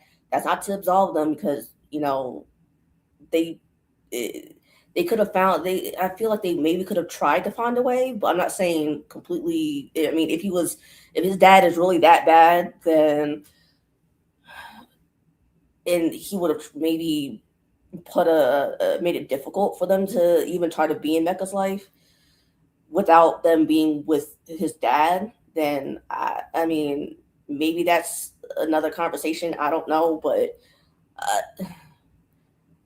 just because Logic stayed doesn't necessarily mean he was a good parent. So, and I've seen some people who actually captured his old TikTok videos that he has since taken down, and they're not good. They're really not good. I've actually seen one from earlier today, and it was just not that good. With Mecca actually in the video, which is, and he looks like he was at least 21, if not 18. So, yeah, Mecca has taken on a lot of his father's personality traits, and that's a little sad in my opinion, because unless he decides to go to therapy or just do some work by himself or whatever and actually try to do something, I don't think this is gonna work. And Belgian Lee is not helping anything, to be quite honest, in my opinion, because she's covering him. I mean, in certain instances, okay, I can see why she would, maybe why she should, but in instances like this, I feel like she might want to stay and say yes. I mean, so unless something even more left field comes out of his mouth, I don't think she's gonna want to leave. And that's why I said Paige walked so Amem could run so that she could fly, because she's all up in the clouds for this man. So, and this is her birthday week. This is her birthday week. I mean, I hate to bring up Edmund and Love is Blind, but say something nice about your wife at the dinner table. It's her birthday week. Jesus. Look, Easton, how you feel about this whole situation from your perspective? What do we see Mecca and Bell together here? We got to think about this from a global perspective, and then I'll bring it a little bit closer to home. This is what I call, this is the weeks where we are in the great migration of the sisterhood. Since they were kind of wrong with the Sean situation, they got a grasp on straws with another situation, and so now they hooked their hooks on Mecca and Belle Jolie.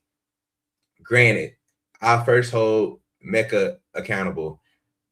I said this from the first week.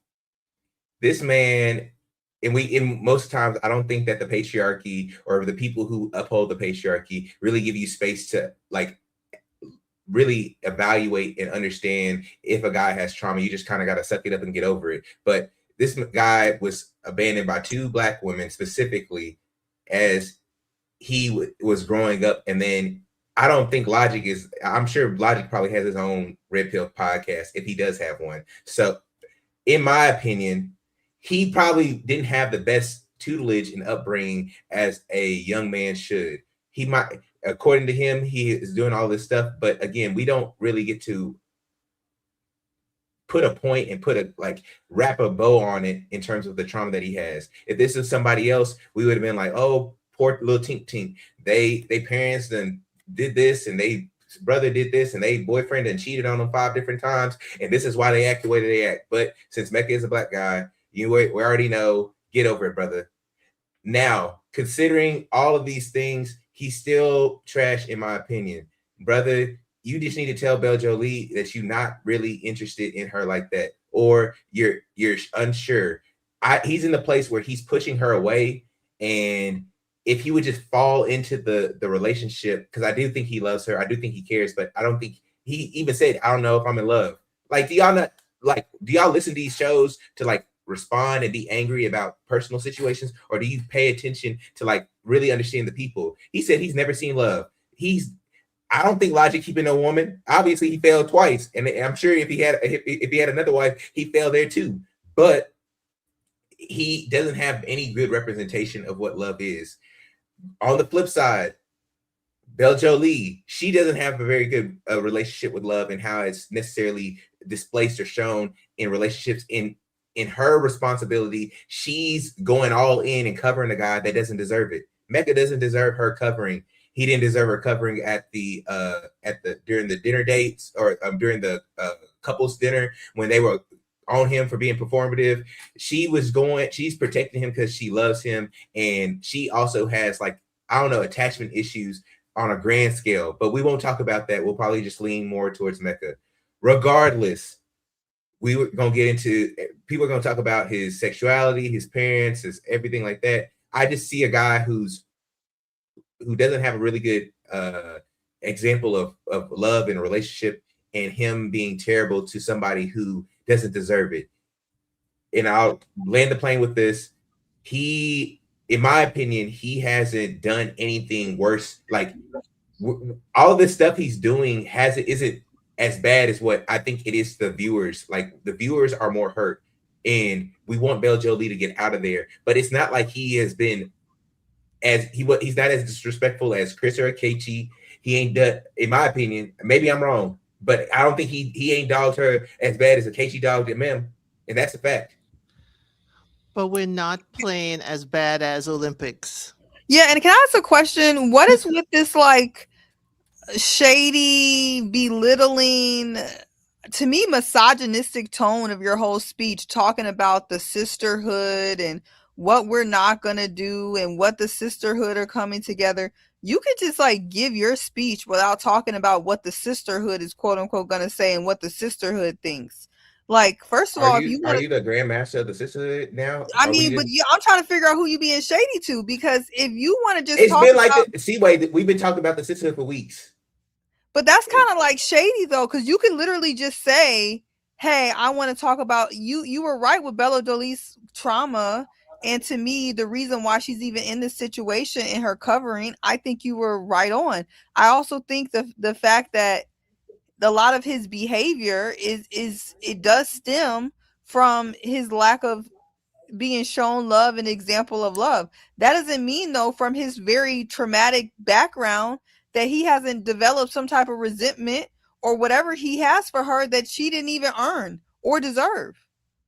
So am I arguing that? Am I saying that I never absolved him from that? I'm saying that when we typically have these, when it's coming from the viewership, or even the people who are in the chat, or even people who comment, or people who just watch in general, most of the times when we have a male counterpart who has very obvious and blatant issues and traumas, we just slam them down with they're a bad guy, they're terrible, this, that, and the third. But typically, if it's on the shoes on the other foot, it's, oh dang, there's this that happened, and she done this happened to her in her life, and this is why she's operating in this trauma. And I'm like, no, I want us to like take a step back and be like, hey, Mecca has a lot of trauma here. It doesn't absolve him from anything that he's doing, but in the midst of that, let's maybe have a little bit more grace, because he's not a Kechi. And we're not gonna do a what about ism, but I'm saying, in the grand scheme of things, he hasn't done nearly as much as any of these other people have in terms of like the totality of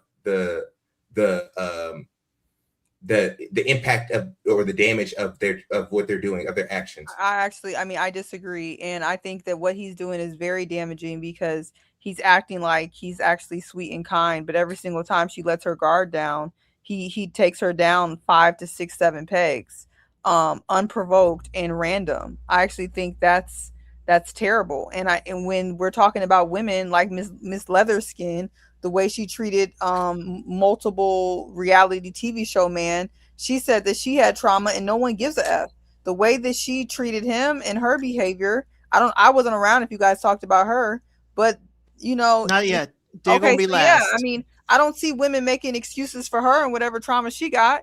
She acted terribly, and you're only responsible for yourself at this age. So I'm sure there's a lot of things that led up to the way that Courtney, thank you, the way that he acts, you know, and I'm sure. But at the end of the day, she's done nothing to him to deserve be reminded that she's quote unquote unattractive, or in the future we're going to see him talk about she needs to get breast implants. Like, that's very ugly and very nasty. And for me, I can't play like the Olympics of who's worse. I think that's terrible, personally. Let me clear it up. What we have been talking about the sisterhood here on this channel is not just women in general. It is those ladies who cannot see that a woman may have behavior that's also questionable. We're not saying sisterhood like black woman or something like that. That's not how we use sisterhood here. It's the ladies who cannot objectively see that a woman's behavior could also be called into question. Like we say with Belle Jolie, she's just fighting this man's battles too much and he's not deserving. So there are some people who cannot see, that there are adjustments too that the lady may need to do. And her adjustment is she needs to pack it up and she needs to leave. That whole thing that night at the dinner was enough for me to say, this man don't like me. I need to leave, or I need to play the game till the end of decision day and walk away. No, I completely understood what was meant by sisterhood. I didn't think it had black, but the connotation that, there's a group of women that can't think or can't reason or can't ascertain facts and discern facts, to me sounded very misogynistic, even if it comes for other women or if it comes from Easton. I think there's a lot of women that you could just give your point without, but it's, it's your channel. Progress. Oh shoot, media is starting. I gotta go, y'all. Thank you. Come on through. Eat every Sunday, Seaway. Okay, see y'all. Seaway. Now, my last little point to that is, I agree. I'm just saying we've had people who've come in here, and again, I don't think that everybody can. Everybody's biased, but let's not forget that we had week 1 where we had somebody over here trying to diminish Sean being a doctor or his degree because of their personal feelings about how they didn't like Sean compared to how they liked Nikki. All I'm saying is I want us to have a balanced take whenever we have it, like when we having these kind of discussions. And I don't think that Mecca will ever get the understanding of his issues. But I also think that, Belle Jolie in her totality, her problem is that she's willing to stay and stick into a terrible situation far longer than she should. And I hope that she gets out of there. I hope that whatever he's done is enough to inspire her to leave. But in reality, it might not. It might not. Because also, are we going to speak on the edits, or not the edits, but the clips for next week? Or are we just leaving it for this episode? We are going to, but Easton, I think you didn't hear us give grace to Mecca that his dad already did. The dad who stayed doesn't mean he's the right person to stay. I don't think you heard us when we said about his wedding to bed means that a whole lot of people in the chat say it's trauma. But what I cannot associate with is the trauma you have from your dad with wedding to bed, the trauma you have from 2 mothers leaving you doesn't equate to me speaking to your wife and saying, well, I didn't think you were pretty enough for me. That to me doesn't add up in the same equation.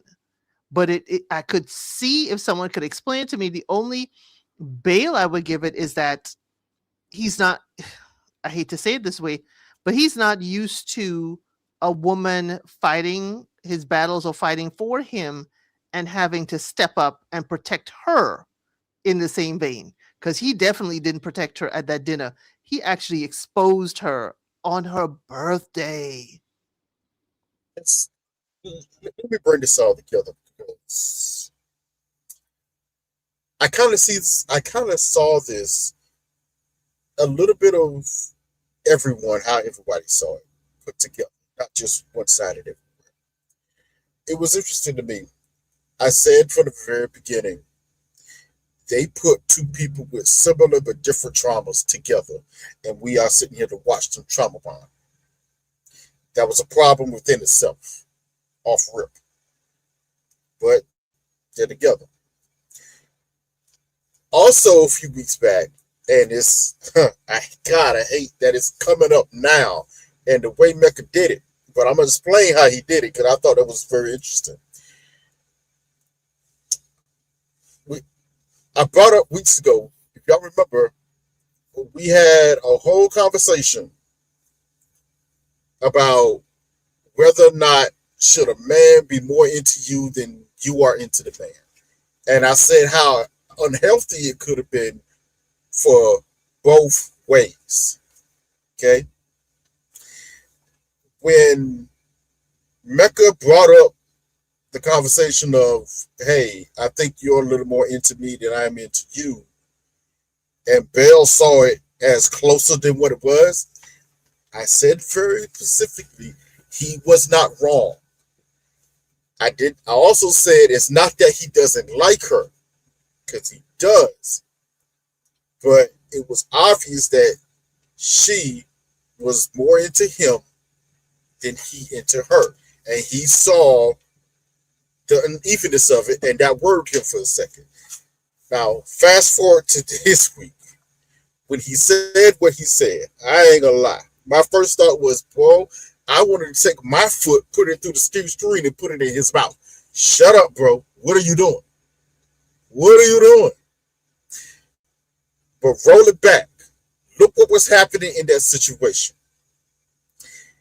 He was wrong for doing it. I'm going to start off by saying it, but look what was happening in that situation. They were having a conversation about Devin and Caitlyn. Felipe brought up the idea of, hey, which we'll get to them in a little bit, do you think it'd be cool? Could you say yes to someone that you haven't had a physical connection with yet? And it sparked a big debate. Most of everyone in that room said no, they couldn't. Most of them. Actually, 90% of them said it, except for Caitlyn. And Devin was stuck on the island because he kind of had to play both sides of that situation, but we'll get to him. Mecca, in seeing that Devin was kind of floundering, he thought that he was going to help out the situation and say, hey, it's not like because remember it was in response to something that Caitlyn had said. He said, hey, because it was also bringing up Nikki and Sean as well as an example. He said, Nikki, I don't believe you because you wouldn't attract this Sean since the very beginning. Called it out. Woo! It's getting hot. Then he immediately follows up and say, hey, that still doesn't mean it can't work. I mean, I wasn't all the way attracted to Bear when I first met her. Score! Whoa! He didn't realize what he had said until she went, wait, so you weren't attracted to me? And you saw him had to clean it up. He's like, oh, wait, well, he was honest. He didn't lie to her. He said, nah, not all the way, not in the beginning, but now, yes. He said that. In the beginning, no, not all the way. I thought you was cute. Whatever. I didn't know if you was cute enough for me. But now, yes. He had already convinced himself, because remember, they said they had a discussion that they both was going to say yes regardless. They made that discussion. So he made the commitment that, hey, I'm going to stick this out. I like her enough now. It was then I realized, actually, it wasn't even a realization. It was just the crystallization of what was going on. We asked this question, but this goes into another point that Easton and Seaway was arguing about here. And I'm gonna get to the point of this because I felt the way about it a little bit too. This goes to the point was what we knew immediately that not only was Belle attracted to Mecca was her type. Okay, we asked the question for a different reason, but I was asking for this specific reason right here. I don't know if Belle is Mecca's normal type of woman that he's dating. I said this in the first week. I said I was trying to be very cagey how I tiptoed around this, but I said Belle is pretty. Her face card is great, whatever. But I hate to say this again, but I said it then. She might be a little too on the thin side for me. Maybe I don't know if Mecca's on the same wavelength. I don't know, but I do think he's attracted to her. He likes her, and I still stand by that. But now we're hearing, or we're about to hear, okay, nah, she is not his normal body type. Honestly, I'm gonna ask the question. We should know the answer, but I know what kind of answer I'm about to get. Should that be a problem? Are we always gonna get with your normal body type every time you go out to date someone? Do you always fall for your normal body type? You know? It's Elsa, you hard. guys- It's hard when you're also talking about changing that body type. Okay. Now that's when it's gonna get diabolical. That's where it gets hard because while we are saying Sean has a dad bod, that's what Nikki said. Sean has a Body dad type. bod. Now her body We type. ain't saying Sean should be wearing girdles. He need to go on a diet. He need to be in the gym. We are not changing Sean's body. But here we are with 3 men in the previews talking about enhancements on a woman's body in a manner that I said you are all trash. You are all trash. And Mecca, you are allowing 2 men to speak of your wife in this manner. You are the trash that you suck up in that vehicle. Oh, it's about to get I'm diabolical. sorry. It's gonna get bad. It's gonna get bad. And to go further with it, this could lead to the whole back and forth between the sisterhood comment and Easton and Seaway. I'm kind of in the middle of this because from Easton's standpoint, I knew exactly what he was saying.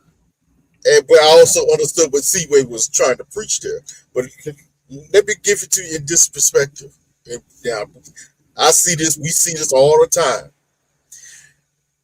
Because, especially for the people watching, because you, i.e., like that person, you think yourself think they're pretty, personality, whatever, it doesn't matter what happened, you're going to ride for them blindly.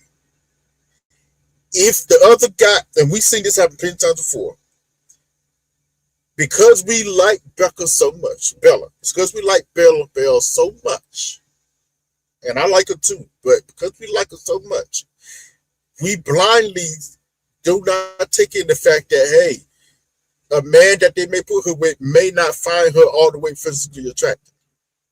But all of a sudden, that's a problem. Why? Why is that a problem? Because we definitely see it on the other way around a lot of times. But because we like, and this is the difference between Belle and Courtney.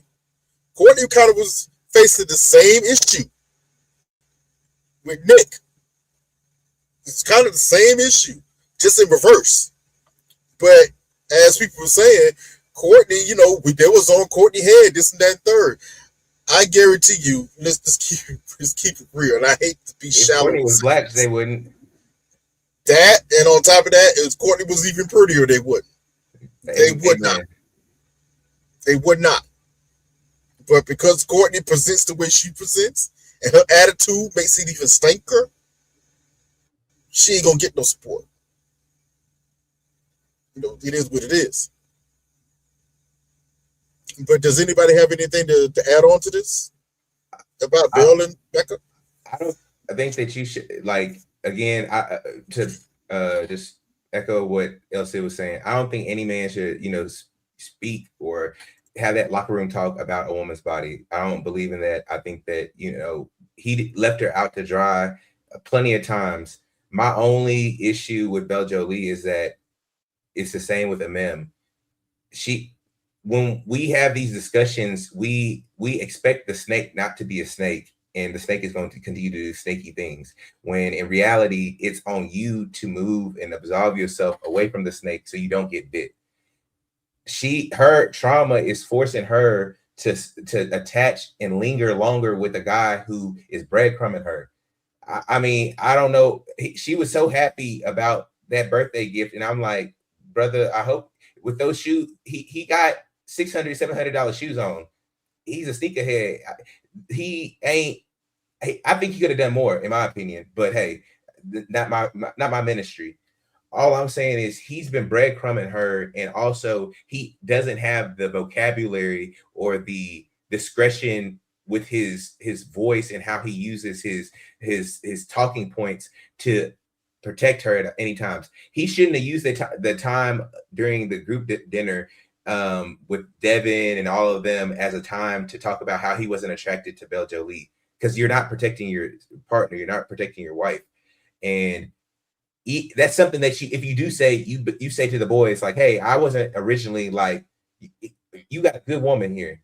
I wasn't originally attracted, but me and her, we see eye to eye on 90% of the stuff. And I fell in love with her after, God knows, a week or two. That's all he had to do. And he just shouldn't have had that discussion in front of those people at that time and saying the things that he said. That's a discussion that you have behind closed doors, in my opinion. I'm with you, Easton, and I totally agree. You don't say this out public. You don't say it out loud. It's the truth. Stupid. He wasn't saying even nothing if wrong. it's the truth. But the problem is, even if he would have said this to the boys, it being on national television only amplifies it. Yeah. Even more. It just amplifies it. So it's like, oh crap. You know? But I believe Els, you want to give us some parting words? Yeah, y'all, I'm going to head out. It is almost 2 a.m. here. I'm going to head out. Thank you, Trey, for leading this discussion and leading the channel this week. I didn't know if I could be here, but Sean and the bathrobe strength got me here. Members, you know what we're doing. Tomorrow, it ain't gonna be the same time, but I will schedule Elcid Chronicles. Okay, where am I, y'all? I'm in Poland. Okay, I'm in Poland right now. See how far Love is Blind has sent me? She over here interviewing the cast. No, I'm not. I'm not interviewing the cast. I know. But I'm in Poland, and the only people getting my Polish footage and my Elcid Chronicles on traveling is going to be the members. So members, look out, make sure your notifications are on, and we're going to have a good time, because my travel just to get here was eventful. Let me not tell you what happened in the connecting airport. But thank y'all. Trey, you're doing a great job. Just keep everybody on a leash, especially Easton. Y'all don't go against this. Don't go against this no more. I'm going to keep going against you. We had to let him off for a second, because this week was crazy. We had to let him off for a second, because what you ain't gonna do is try to act like we crazy. We watching what we ain't watching. Now here's the thing: y'all are crazy, just not in this one. Not this week. Okay, not this week. I got you. But good morning, good night, y'all, and I'll catch the replay this time. Okay. Good night. Hey, good night, Elcid. Have fun. Good night. Oh, she did. Well, for the rest of the panelists, let us tirelessly go on. We only got about three couples left. So let me start the choice, and let's talk about this couple. Yep. As soon as it comes up, let's talk about Devin and Caitlin. Okay. So this week was a bit interesting for them. They seem to be doing better. We see them going out on dates, trying to spend time. That was what Devin was asking for. But I believe we also noticed something that was very interesting. Caitlin was walking around here with her nose wide open, like everything was all good and dory. We perfectly good. We have a great week. Yet, on the other side of this, which I do think is a tad bit disingenuous for him to do, but I understand why. We had Devin on his side say, hey, basically, I'm still struggling, but I'm still trying. I'm still struggling, but I'm still trying. You know, so starting off, Easton, how you feeling about, you know, the struggle love, as we're going to call this couple, struggle love? Devin and them frosted tips need to go. He just need to pack up his bags in the middle of the night and leave. He need to get on the frosted tips alone, bro. He need to get on the first midnight train to Georgia immediately. I'm sick and tired of seeing them on my screen, because this woman right here, she in totality, this is my thought process. I think she says like where Mecca is just not socially aware and doesn't have the emotional and like situational intelligence to understand what not to say. She talks about him. She talked about him to Courtney. She talks about him. Devin just needs to go. He like, I get it. It's commendable. And also I hate seeing this version of people on the show, because for most viewers, we only give grace to the nice guy that is basically getting beat over the head or his heart stomped on, i.e. Allen, i.e. all the other guys in history. Devin is just another guy, but he's problematic in his own eyes. Him and Mecca are the same people. They doing all this, going above and beyond for their person, trying to, I see you. He going so deep into it. He's parroting therapy speak to try to connect with her and trying to make things work. But she's so out of it that, like, she is in the level of contempt. She's past resentment. She's in contempt. And what Devin is doing is he has had issues, whether it be from his dad leaving, or maybe even his mom not being, or maybe his mom seeing his mom date, or whatever it is. He's going to go through hell and high water to try to make this work, but she's not deserving of that.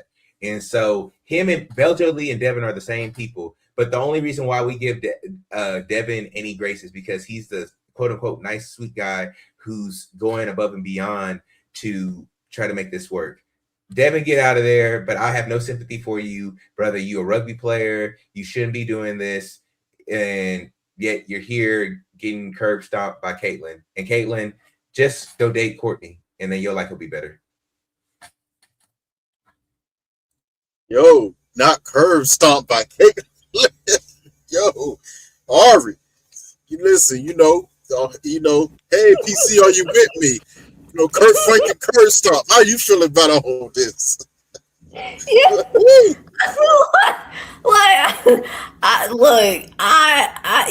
Because I said this a couple weeks after the live, like, cause me and you and Elstead got into it about Devin. I'm not gonna even say poor Devin, because like I'm not gonna go as hard as Sir Easton over here, but I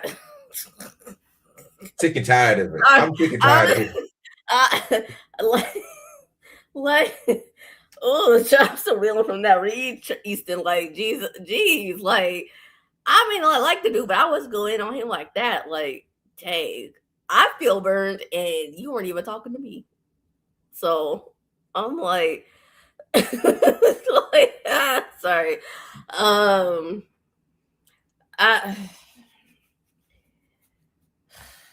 I mean, yeah, I can see how she really wasn't trying all that much, which I will give you that, Trey and Elsid, when you see this back. But I still do land on what Kojo said on one of his videos in the last like week and a half, where he's coming on a little bit too much, like too clingy, and that's what's turning her off.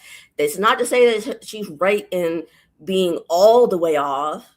It's just that I can see why she is, because for having someone so go from going from guys who, from the sounds of it, usually were of the hands off, and so basically zero end of the spectrum, to going to a guy being paired with a guy who's just 100 and go. I mean, I can see how she was like, oh, I don't like this, and then that's obviously not good, because you don't want to just stop, like, not give anything to the other person.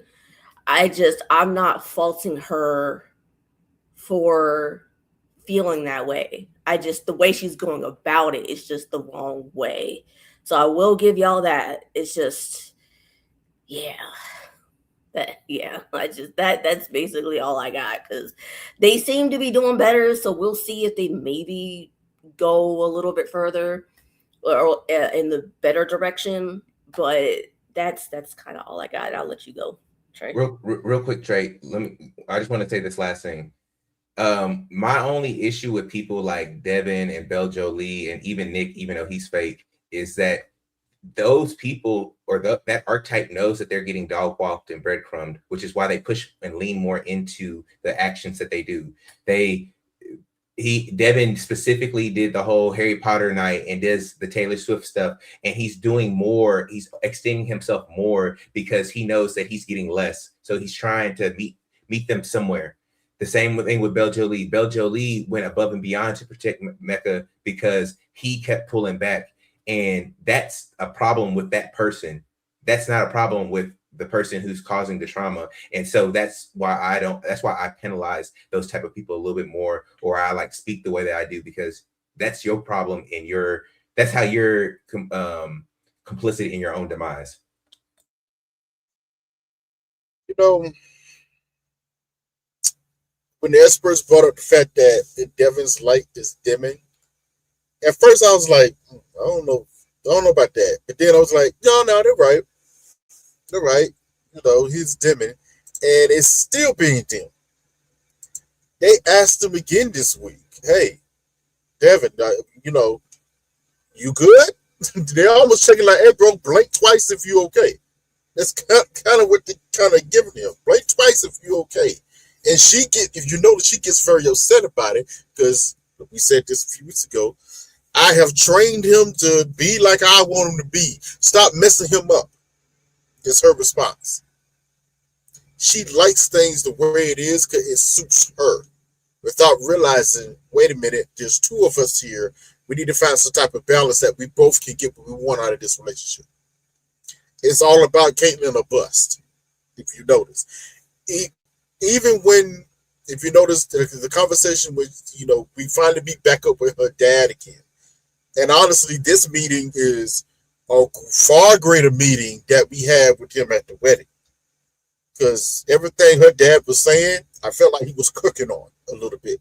Because he was also low-key trying to tell his daughter something as well. Like, hey, it ain't about him bending and accommodating to just your will. You got to be doing the same thing. He looked dead at her when he said it. He looked dead at her. And her response was like, she saw him, but I don't know if she accepted it. She saw the look her dad gave him, because she kind of she locked eyes with him. Eyes wide and just a bit. And then just kind of was drawn in. I said, okay, so she heard what he said. I don't know if she's actually going to implement it and put it forth. Because while they were getting ready for their group, actually it was before the group session, they had a conversation. And she brought up the fact of how she felt blindsided about what he had said the week before the last session, when he just expressed how he was feeling about the relationship at that point in time. I'm usually not on the side to do this, but to me, this is going to sound messed up, but this is where Devin did a bad calculation. He apologized again. I immediately went, and sorry for coming off like this. Why the heck are you apologizing for? What are you apologizing for? You already apologized to her already. He's too much apologizing. At some point, this is how you felt. You are feeling the way. She is the cause of it. You're expressing it. You have to stand on that. While you keep apologizing, you are discounting everything that you expressed beforehand. It almost like it means something now. So the question's gonna come up, bro. What are you apologizing for? Just to get along, or are you deeply sorry that you ambushed her? Even though it really wasn't an ambush. This is a group therapy session when you're supposed to talk about what you're feeling to the group and get some feedback from the experts in group. That's the whole purpose of this group therapy session. So it's really not an ambush. But I understood why did this happen next, but I didn't like it. She basically tells him, or he agrees to it, that we're not going to ambush each other. We're going to, if you got something to say, whatever, come and talk about it. Come and talk about it with me first. Because in her words, quote unquote, that's something that we could have dealt with in 15 minutes. I said, wait a minute. What do you mean that's something we just could have dealt with in 15 minutes? Like it was trivial. So now his emotions and his thoughts are invalid. In that moment, she just invalidated his thoughts and emotions. I said, bro, Devin. Now the funny thing was, I think Devin saw it. To Issa's point earlier, I can't feel too bad for you because Devin's not stupid. Devin is probably the most emotionally intelligent man on that cast. And probably by a good bit. And I'll say it again, he is probably the most emotionally intelligent man on that cast. So he's not stupid. He sees what's going on. But I think he feels like he's stuck in a rock and a hard place. Because on one hand, he does like Caitlyn physically. I do think there's some things he likes about her mentally. But there's also aspects of her personality that he knows is not going to work long term. So he's struggling with that with her.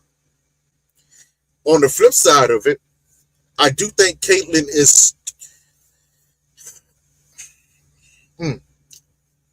This is one of those situations, in the beginning, I don't think if she was sure if she should like Devin or not. She was on the fence. But this is also one of these situations. Because Devin is such, quote unquote, as Issa said, a nice guy. She feels trapped in the situation like, oh, wait a minute. I actually have a good one. I can't mess this up. Or I'm going to look bad in this situation. Which is probably true. So, you see Caitlyn fighting with this, even with Devin back and forth. When they had that argument at that dinner table, and I want to hear Easton and Ari talk about this again, that argument in Pacific was very funny to me. When Felipe asked the question,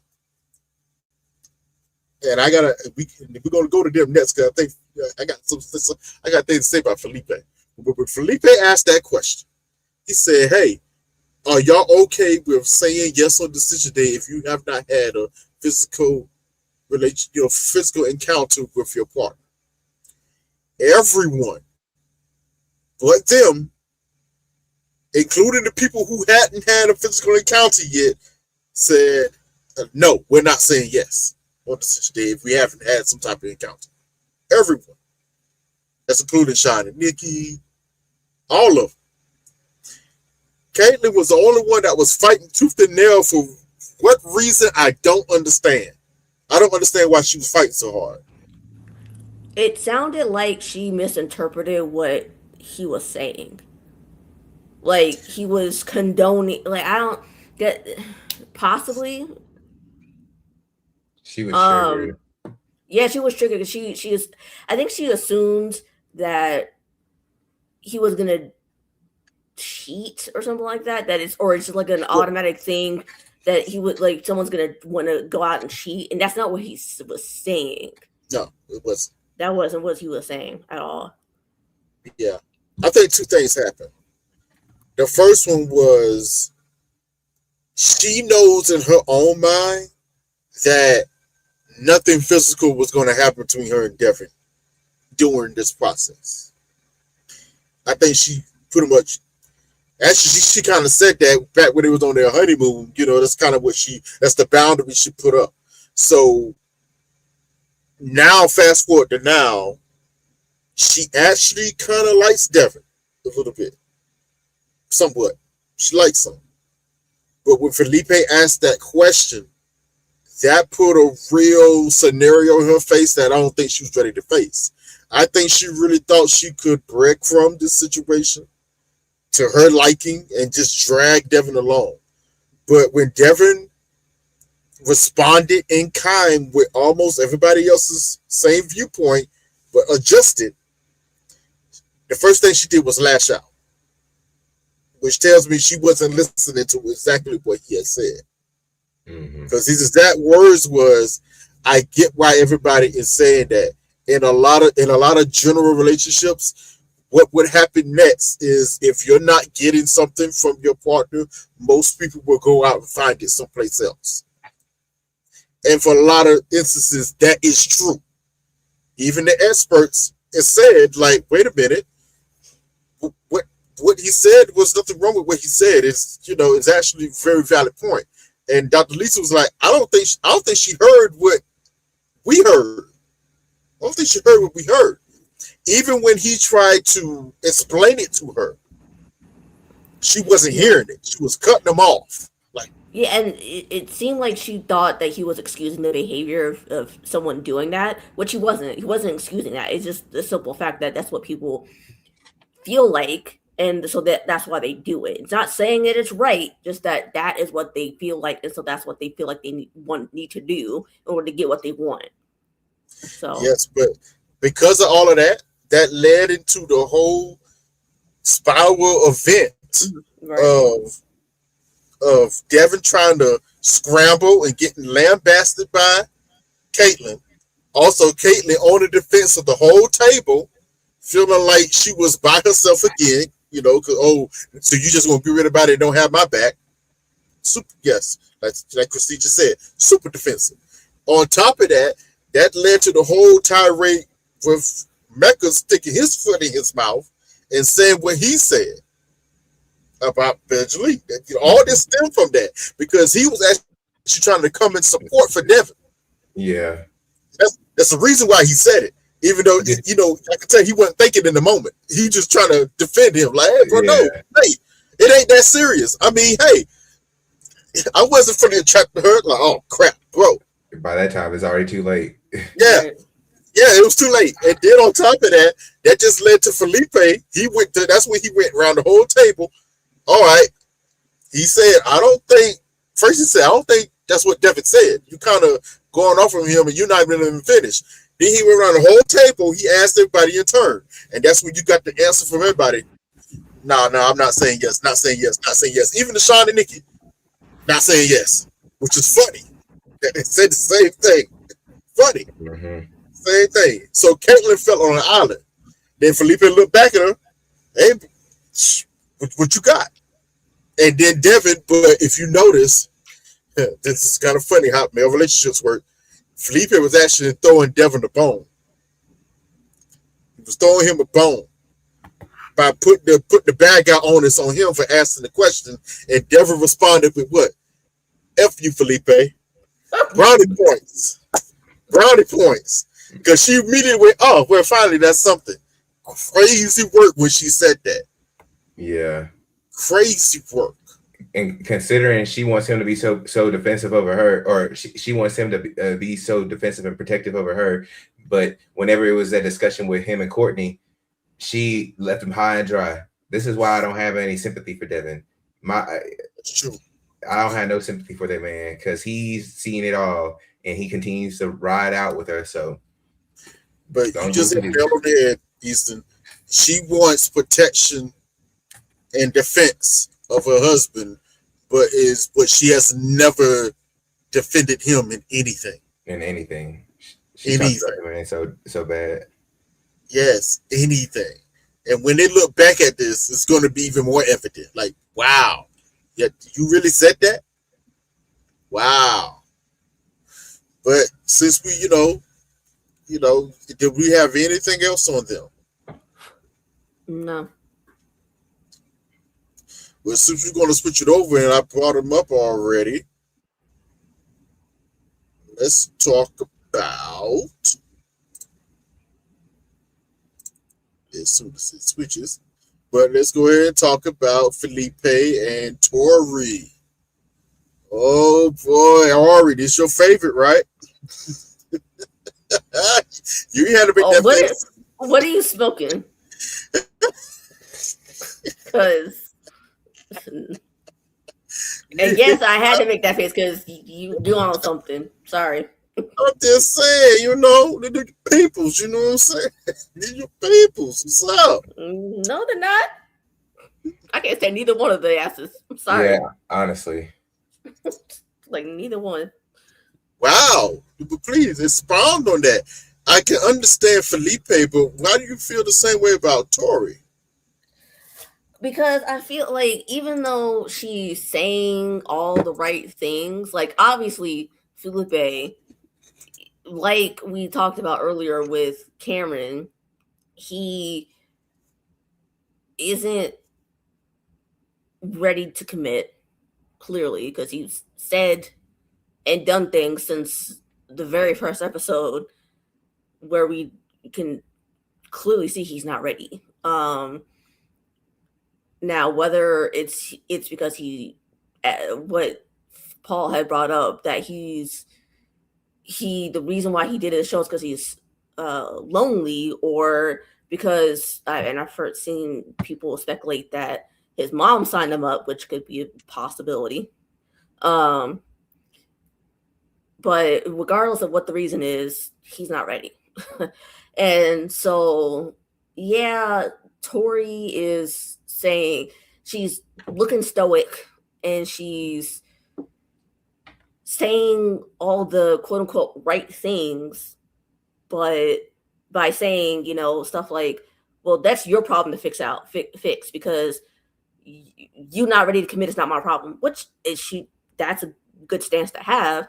It's just that this man is telling you who he is and has been for a couple weeks now, or at the very least a week. And you mean to tell me that you're not willing to just let it be? Because clearly this man don't want to be here, but you're sitting here waiting for him to get ready, and he's not gonna do that. So cut your losses, girl. Like, please. So I mean, yeah, I don't know.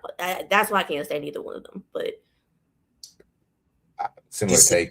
I can't stand them because I can't stand Felipe because this is my whole take with a lot of the guys and their honest opinions. We want these people to be honest. We want guys to tell you the truth. We want them to be transparent. But when they do, we demolish them in the comments, and we have our opinions of them immediately shift. And so this is why they just lie, or they just don't say anything at all, because I don't think there's anything problematic with him working himself through the mind process or the mental framework of not being ready, or him not doing this. I think my issue with Felipe is I think he's lying about, I think he likes Tori, but I honestly think that she's a little bit too boring for him. Tori fits the archetype, in my opinion, of somebody she would date somebody a little bit older, who's a little bit more even keel, a little bit more consistent. Felipe's entire life, down to his DNA of his culture, is all about good times, vibes, party, social works. Like, if anybody's been to Brazil or any place in South America, because he's Brazilian, like, they be kicking it. They big kicking it. They out, they doing stuff. We get an espresso at 9 before we hit the dinner spot. Then we going out for cigars and drinking and having a good time. And this is all at like 3 a.m. when then we do it all over again. Felipe's life, he lives a faster life. Tori's life is very slow, very consistent. She's like, I got to get up at 8:30. I walk the dog. You don't do anything. Ma'am, that's your dog. That's not my responsibility. Just keep it a buck. Keep it a bean. That's your dog. That's not my responsibility. But because my work allows me to sleep in, or I have to stay up late because of the work I do, that doesn't mean I'm not doing free work. That's like if people working remote. Just because you work remote don't mean you ain't working. You ain't on the clock. You ain't on the computer doing stuff. It just means that we work different things, and we need to respect that. My issue with Felipe is he don't just tell her like, "Hey, baby girl, you boring and you don't really fit my lifestyle." But he likes her. She's pretty. It's all these things to that. But for him, I think it's you're kind of boring. You're kind of bland. I don't think, and this isn't what I want to settle myself on, because he never said anything about Tori. He didn't say, hey, like he wouldn't like Mecca and be like, I wasn't attracted to her or I don't like her. He said, I'm not sure if I want to be married yet because I like having sex with multiple people. He likes a little bit faster lifestyle. I think if Tori was a little bit more fitting for that, I think their relationship would be a little bit better. But she seems like a buzzkill. And let's go to Tori. Tori, ma'am. The issue that I have with you is one, the dog one is like issue number 3. The problem is now that Felipe is done these things to you, what you're planning on doing is making him feel it all the steps of the way, all the way until wedding day, that he did wrong. I didn't like how she turned that whole situation about him bringing up his questions and concerns, and she came across as her being strong about that's his issues to deal with, but she used that as a strong arm to get him to handle the dog, to do more stuff around the house. Well, you should have said this stuff ahead of time. You didn't have no issues with this until he did something wrong. Now, since he did something wrong, now you want to hang it over his head. So I have a bone to pick with you, Tori, and so I don't like either of them. They both suck. Felipe, just find you somebody who's a little bit more party going or a little bit more lively. Tori, find you somebody who's a little older, and just let this relationship go, because y'all ain't meant for each other. You know, it's interesting. We started this episode out with, I think it was episode 15, perhaps 14 actually. It was 14 to 15. We started that episode out with Tori in the kitchen having a conversation with her sister. If y'all paid attention, we had questions. We keep bringing this up every week. What does Tori actually look like? Look at her sister. Okay, before and after. There you go. So I found it interesting. She obviously hadn't talked about her sister, talked about Felipe to her sister at least in a week or so, because before she started waxing on about Felipe, the sister was talking like, "Hey, y'all still doing good? Everything good? The last time we spoke, everything's cool." Nah, this is happening. Oh, and it almost was occasioned a way to turn her sister like, "Oh no, I'm going through hell right now." This and that third, and it ended with her sister saying, "Oh my God, I can't believe that. That's terrible. He's horrible." This and that third, and then Tori, it's almost like Tori realized, "Oh wait, that might be a little too far," and brought it back and went, "Well, did you like any of my boyfriends I dated? No, I ain't like none of them." I thought that was interesting. That's because she's bad mouthing all the guys to her sister, and so that's why she can't stand any one of them. Like, and I was just thinking in my head, like, you should never be talking any of the negative stuff to anybody that you're close to, whether it's friends, family, or whoever at all, because they're gonna latch onto the negative things with it. Well, I understand sometimes you have to vent, but if you're going to vent, you also need to you have to keep it balanced, because in the same breath, in another part of the episode, she's also quick to say, there are times when Felipe shows up great as a husband. Okay. Sure, And Dan. honestly, I can believe it because we said this week one. I keep saying this. When Felipe first saw Tori, he was done. That's it. He locked in. Gone. Said he was locked. Yeah, he was locked in. But reality didn't hit him. He went, "Oh crap! Am I really ready to be married to this woman? Am I really in the position to give this woman what I think she deserves or what she deserves?" Now, I'm be honest with you. Like, we can feel what we want to feel about Felipe, but the fact that he's even asking that question is actually good. It's a question he should have asked himself way before signing up for this bullcrap. Probably shouldn't. He probably, honestly, because like you said earlier, Ari, it just shows that he's really not ready. But at least he's asking the question. I would be concerned if he never did. And yet he was still acting this way. Like, you know what it'll look like?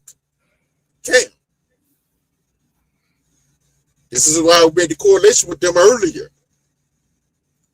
Like Felipe and Cam, just in the future. That's it. Just in the future. A little more mature, a little more settled, but the same. The exact same. So when he used to say you need somebody a little older, it would have been Cam. That way It'll she be get her girlfriend credit card. It would have been Cam. It all That comes was- together. It all comes together because it all comes together. I'm tired of hearing that girlfriend credit card. That was wild for her to even mention weeks ago when she mentioned that. You don't tell that. No, I'm glad you did, because you shouldn't, ladies. I know she kind of meant it to sound like a jokey or flex or whatever. Don't tell no man that. Don't. But it wasn't a flex. That's the problem. It was not. Because I ain't gonna lie to you, I would have thought about you being. I would have thought immediately escort. So I'm like, Yeah. what's the? I just tell. Yes. That's the first thing I would have went to. So this man paid for you, basically. That's what it was Right. sounding like. This man Right. paid for you, and you obliged to it. So you have a price story. That's what you're telling us. She was a kept woman. Like, girl, okay. Yes. Please. That means you y'all don't like women don't like to hear this. That means you don't have much agency in that scenario. You don't. Okay? You are being kept. That means placed in a box or a pedestal to sit and stay. Not talk and say no. You don't want that. You say you want a partnership. Oh God, I hate to bring them up as an example, but partnership actually looks more like what Sean and Nikki are talking about with one another. Right. The crazy, ain't it? When they was having that conversation about finances, how they see things, how it should go. Like, people may want to talk like, oh, Sean talked to Clinton too professionally, and I said Nikki's the same way. They speak the same language. But one thing's going to be clear: when it comes to the other ancillary things of marriages or the conversations, whatever, if it goes forward, then we're going to have too much problems with it, because they communicate on the same wavelength. It should be like this, and this. Do you agree? Yes. Meet and adjourn. And they're going to continue forward and live the greatest life in the world. Party all daggone day. You know? But back to Tori. Tori did something that it bothered me throughout these 2 episodes. She kept using this word. I believe I'm being emotionally manipulated. I was so tired of that. It was such a buzzword that she purposely was using. Now, I know I might not get some agreements on this, but I think Paul was absolutely right to call it out and nip it in the bud like he did, even though I don't think he should have did it. It should have been Dr. Lisa. But he basically set her down. Hold on. I don't think you understand what emotional manipulation actually means and what it is. And he basically had to break it down to her and go through the process like, okay, this is what it means. This, and this. Did he do this, and this, and this? Well, no. Okay, then it's not emotional manipulation. because he knew if you're going to continue to use that word, you're going to frame this situation to something that is going to be very dangerous, especially on television. So we got to stop that, because she was using it. And mind you, like Issa said earlier, it was going to be my point, but you took it. So that's why I didn't say nothing. None of this happened. None of this happened until Felipe said, I don't know if I want to be married, or I don't. What actually, none of this happened until he said extra what he said. Remember, I think everything was fine when he said, how we keep the passion going, this, that, third. I'm worried about that insecurities. Okay, that's one thing. The moment he said, I'm not, I don't, but he was asked to clarify, I have to keep saying that. And he said, I don't know if I want to stop sleeping with multiple women. That's what sent everybody full sin. And my brother, beginning of this episode, Cam said the same thing, but that extra part. Word for word, bar for bar. He stole my whole flow. Stole the whole flow. Stole the whole flow. Why? Because they think the exact same way.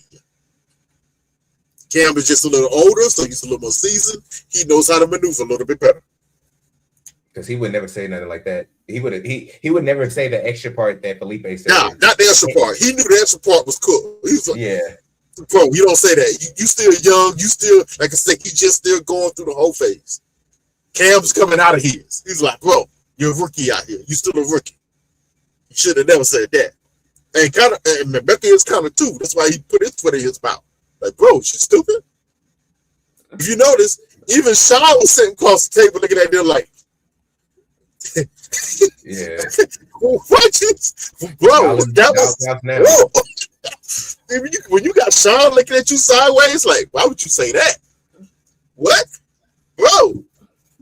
Because we keep going off how wild Sean antics and words be, but Nikki's accepted of them and she thinks the exact same way. So what are we talking about? It's only bothering y'all, the viewer, you. It's only bothering you. It ain't bothering her. But they're on the same wavelength. As evidence was shown these last 3 episodes. Yeah. 69. Woo! 69. Man, it got wavy up in there. Wavy. Okay? But back to Tori Felipe, Tori didn't have an issue until that phrasing was word. Because like most women, they don't want to feel like they're not enough. Most women do not want to feel like they're not enough. Honestly, most human beings don't want to ever feel like we're not enough for a partner that we choose. So, which is kind of interesting. That only tells me Tori was locked the heck in up until that point. And honestly, no matter what she said, she's still kind of locked in now. Because she's still trying to give Felipe a chance. She's still trying to give him a chance and see if he can shape up. And I agree with you, Easton, that whole dog situation. I was like, how are you using this whole issue between y'all to get him to walk your dog? Walk the dog. That's your dog. It's your dog. If I take that responsibility, that's cool. If I say, hey, I help you out, it's cool. Because he could have said no, but the way she used the situation between them, it was like kind of use it as ammo, but like, you know what? You're not even walking my dog to clean it up, this, that, and third. You have been spending 3 weeks with this man. And only now you're bringing it up as a problem? Yeah, no, I'll give you half. Like, I'll only agree halfway. I don't think she should have asked him to walk his dog, like her dog, because I'm like, I didn't get that pet. You did. It's not like if I wanted the responsibility of a pet, I would have gotten a pet myself already. But I mean, he has that 3-legged cat or whatever. I don't remember if that was his or not. But I think they were sitting. They were pet sitting. Okay. Thank you for that. Yeah, that's family cat. Yeah, so it's like family cat. So yeah, I'll give you all that. It's just that for her, what she should have done was if she knows she's gonna be in meetings from 6, 7, 8 o'clock in the morning until noon, she needs to get a dog walker at that point because she has the money. Not she She's don't been have doing money. that. She has been But doing. then, She mentioned that. She then mentioned she did just that. she needs to shut up then and just keep the dog walker there It's because like it's that's not his problem. it's But she because used Felipe it in as the ammo. doghouse, huh? She used it as ammo. When she That's said it to Felipe, she was like, I have to get up super early for meetings, and I already had to make another arrangement for the dog Corey, Kojo, whatever that dog name. What's that dog name? Something with a K. I had to make another arrangement for him, and he was like, "Yeah, I noticed that I didn't get greeted when I came in." It's like, okay, but she used that whole situation as ammo to put it all on him. Like, I'm doing all of this by myself. You didn't feel that way from day one. If you really, even though that's your dog, but if you really haven't, hey, that first week, you could have been like, hey, baby, I know it's not your responsibility. I know this is an imposition, but you know, Felipe works afternoons and nights, late at night. Probably restaurant probably closed like 12 something a.m. or whatever, and they have to clean up. He's probably not back home about 2-3 in the morning. And then he sleeps throughout most of the day and gets up around 12 or whatever, go works out, and then he goes probably, I think the restaurant time, it's a night restaurant. They probably open like 3, 4, 8 p.m. all the way to in the morning. So his hours is afternoon, night. So yes, he is asleep during the day. That's when you get to sleep. You're up in the morning to do your morning meetings and go to work. So yes, your schedulings are opposite of one another. But to still use that as ammo to get him to walk, because as he just said, you in the doghouse. Come on, man. Really? Okay. And she gonna let him do it and see if he's gonna do it. And yeah, he made that commitment now. Now you gotta follow through with it, Felipe. Get up and watch that dog clean up some more. And the whole comment, I wanted to ask y'all, it's where we get into cultural things. The comment with Felipe, she felt like his mother does everything for him. Mm-hmm. And she doesn't know what he has done for himself.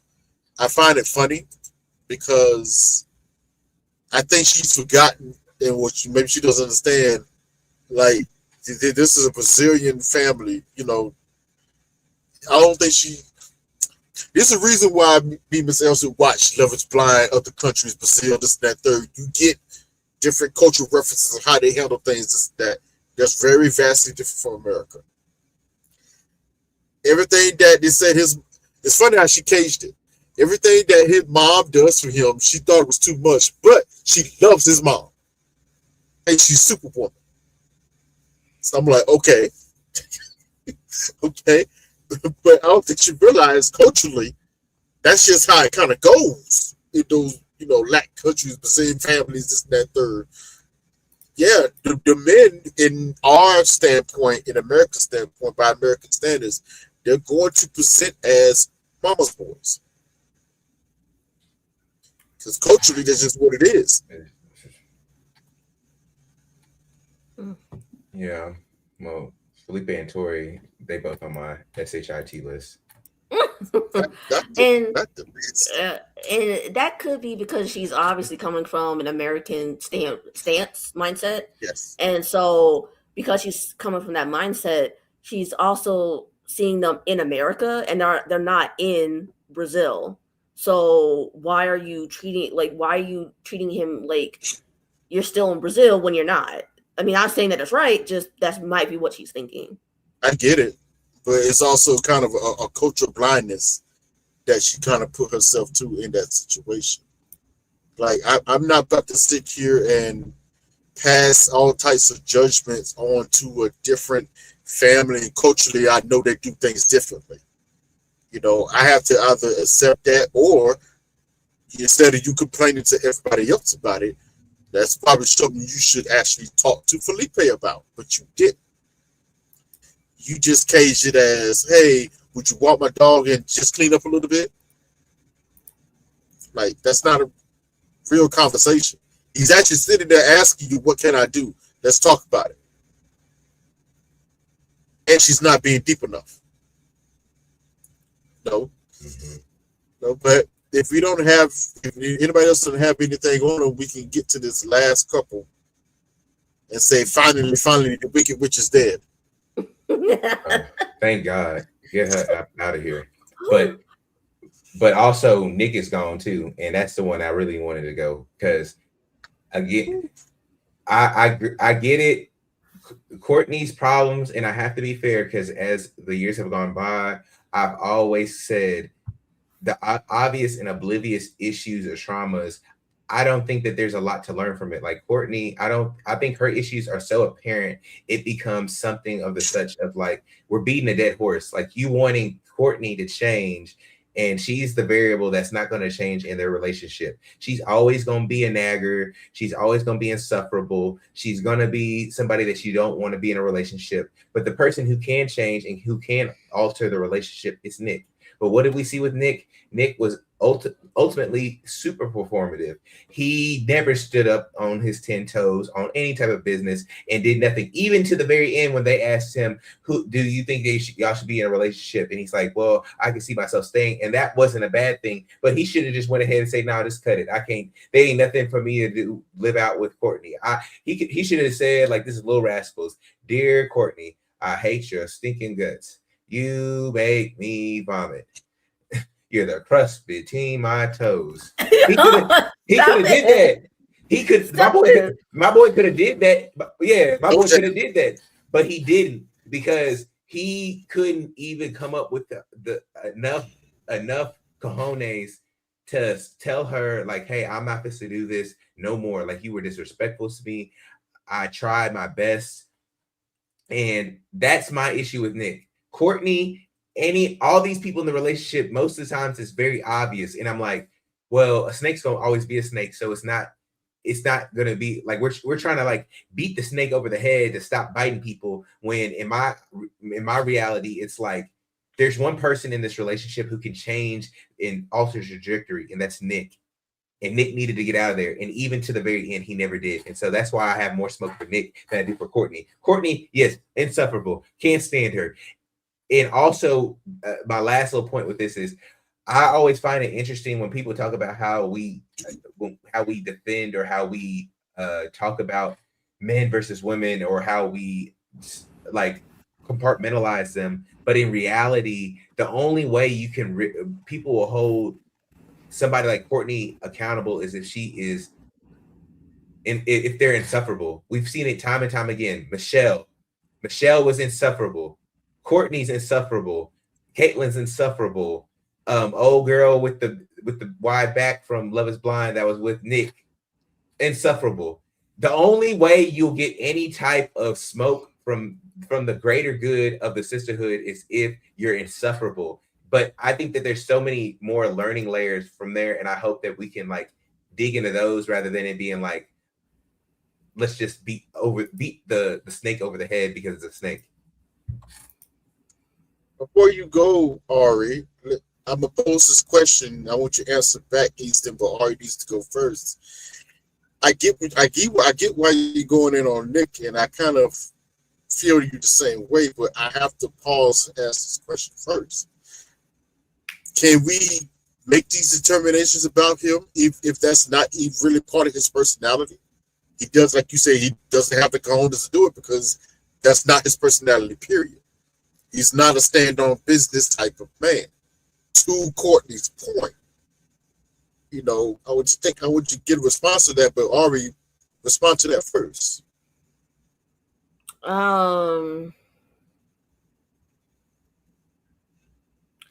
I think possibly he's not like that. However, and this is what I was gonna say, regardless, I think that even if he's somewhat like that,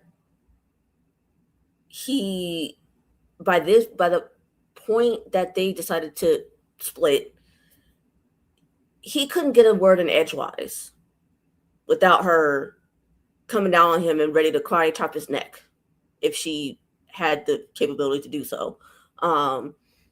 So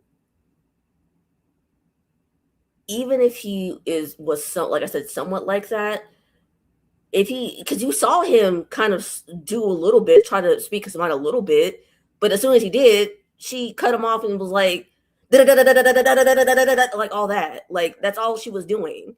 So regardless, if he was fully like that, half like that, or just a tiny bit like that, she wasn't going to stand for anything negative towards her that he had to say, because we saw it countless times again, especially towards the end. So, I mean, he was trying to get that way. I mean, maybe he's not like that in like to his core, but he was doing it a little bit and trying to get a little cojones and like speak his mind and all that stuff, but she wouldn't hear anything negative. So it's a moot point, to be quite honest, in my opinion. Easton, You're muted. I'm sorry. You still got more? No, Easton's muted. Oh, yeah. Sorry. My bad. I agree somewhat. My issue is that how you start is how you finish. He never started with the I'm gonna stand up for myself or I'm gonna stand on business. And with somebody like Courtney, she's a steamroller. She's a avalanche. Once she gets going, she started out. You got to remember when she started out at the wedding, she was like inquiring a little bit about how he while he was on all these shows, and then once he never defended himself and she just kept pushing him, she ran over him. No, how you start is how you finish. Nick never started, and then now he wants to show this version of himself, trying to push back a little bit.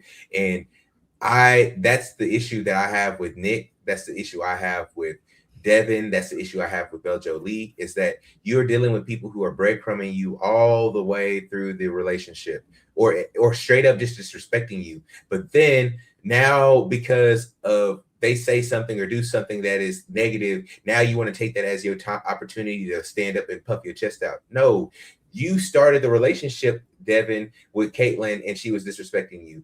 Beljo Lee, you started the relationship with Mecca and he was disrespecting you. Nick, you started the relationship with Courtney and she was disrespecting you. And now, because we're at the final tally and getting close to the end, now you want to be all big and bad and stuff like that, and then say you're not going to do this and you deserve better. Mm-mm. And so that's my whole thing. I don't think that there's anything he could have done with Courtney except for have clearer boundaries from the get-go. And I hope and I pray that's for everybody, because all the people that I just named beforehand, their spouse have really demanding and kind of aggressive energy or aggressive personalities. And so you're going to have to either set some boundaries ahead of time or you're going to always be ran over. I agree with you on that. I would put an antidote on that by saying you have to be careful about the type of boundaries you have, because you're going to have the boundaries that you set for yourself at all times. How you're going to be treated, how you're going to be talked to, how you're going to be addressed. That's number one. Then you have to deal with the type of boundaries that you set for a partner. But before you do that, you have to kind of learn your partner. You can't just come out the gate and like, you know what, I need you to do this because I'm not going to accept this. It don't work like that. I said that because in this case, I agree with y'all, everything y'all said about Nick, because I kind of saw it the same way. The only problem is we have not seen enough Nick to even say that that's fact about him, because he's been pushed down and pushed aside by this woman on every episode and every chance he's got. The only thing we've seen that he presents well, he gives a nice smile, he tries to be cordial with everybody. Maybe even have a smart comment or two about some other people, and it probably, I think, is actually kind of funny. But we couldn't get none of that because Courtney, as you said, Easton, was a steamroller on everything that they did. She dominated the conversations. You know, that last episode, the first and second last episode was probably the most we've ever seen Nick try to stand up for himself. Right. Probably the most. And I thought it was so telling that he really wasn't taking her to task, but when he actually told Courtney, like, nah, I feel like every time I tried to say something, you immediately invalidated. And her immediate response was to lash out and invalidate what he just said. And he went, that's what I'm talking about. You just did it. Just did it. That was the most we saw a reaction out of him. That was the most, because it was almost getting to the point like, okay, I'm getting tired of this. You can see it on his face. Get tired of this. But he was still trying to play that laid back. I'm just trying to go through the process, this, that, third. I like you, but I don't believe Nick. I think it got to a certain point where Nick really didn't like her. Right. He really didn't like her. And honestly, I think he had a good reason not to. A good reason not to. But he's in this process. He's very aware of what he's doing on camera, even though he says, I know I'm not here for reality, but you are aware. You are aware. So he's not going to go but so far with it. But I think it was getting to a point, and I think it was evident on these last few episodes, yo, you are becoming unlikable for me. And I actually kind of liked you in the beginning. And I definitely don't believe Courtney when she said, I like you a lot. I think you're hot. I think you're a hunk of hubby. He was right. He only said that twice, and both of them was in group sessions. Yeah, she's bold-faced lied. Yeah, like, nah, you ain't like this fool. Every time you look at him, your eyes start to shift this and that third. And she liked Adam more than that. She liked Adam more. Yes, did you notice when he brought up the fact that it seemed like you opened up or you got more energetic when we played pickleball with Adam? That's when she started lashing out. Almost like she was getting called out on, like, for liking Adam. She's like, oh, no, I got to deflect from this. I have to deflect from this. And start going in on. I said, wow, that's kind of crazy. You giving energy for something, for a situation where, let's keep it real, Adam ain't gonna like you like that. Never. Yeah. Like they would just say, he tried to drop the pickleball, come to Adam. I was like, okay, whatever. Nah. She's actually doing the same thing on Instagram in her stories. She's dropping pickleball pictures in her stories and trying to be cool about it. I'm like, thirsty. She's thirsty.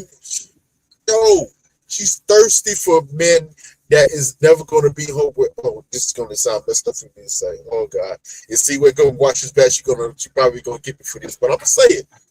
She's thirsty for men that she's never going to get. Never. She's lucky she got put with a Nick, because the way she waxed on about him, I always talk about how good you look, whatever. I saw her insecurities when she watched him, when she saw him the first day when they got married. Yeah. She's like, oh, whoa.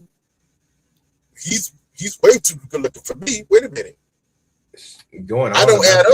The espresso machine, she just was insufferable. Like, she's so insufferable where you hoping you don't pray, but you definitely hope and wish that nothing good happens for her until she fixes herself. But my thing with Nick was that I think that, as you know, Trey, I think women tend to kind of like poke and prod and test you a little bit along the way, especially at the beginning, to see what kind of guy they got. Do I got me a guy who's going to hold me accountable and put and say like, nah, we ain't going that way? Or do I got me a pushover? She poked and prodded at him. And even when she was coming after his reality show history, if I was in his shoes, I would have been like, look, I've been on these shows. Outside of that, it's just a part of me. I'm here for love. I'm here to foster a relationship with you, and that's it. I'm not my past and my other reality shows. I'm here for you and you alone. And I think that she would have had a lot more respect for him going into that. But as soon as he got questioned about his history, it seemed like that was like a sore spot, which makes me think like, oh, he does this chronically because he's got some deficiency somewhere in himself. That's why he's going to all these reality shows. I don't think Nick's a bad guy. I think Nick's in Austin currently.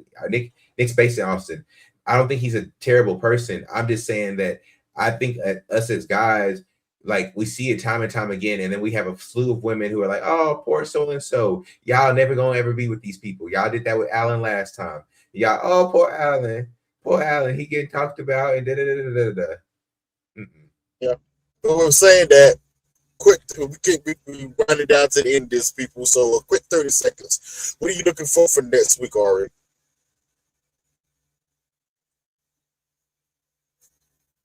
You on mute? I think you're muted or something.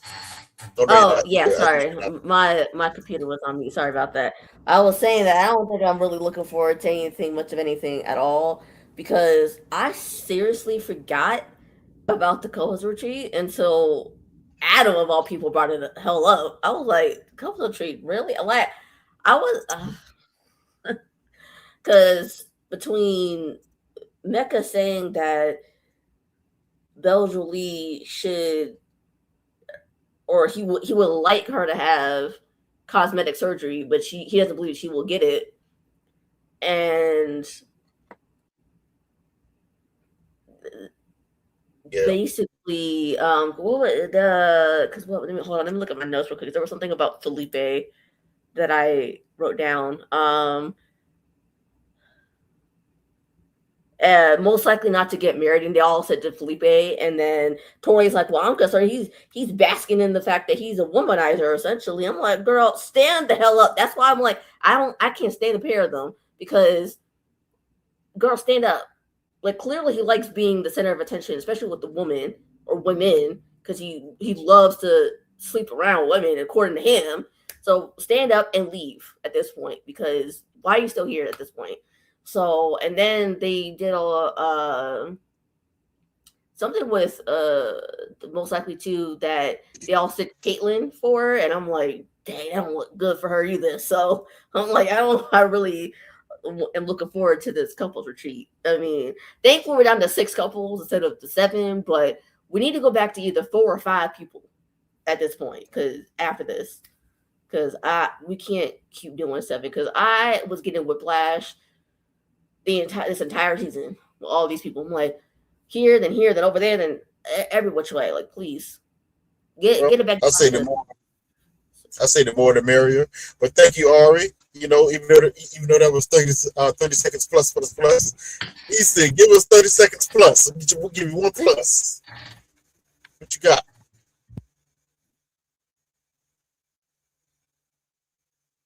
Oh, yes, he's.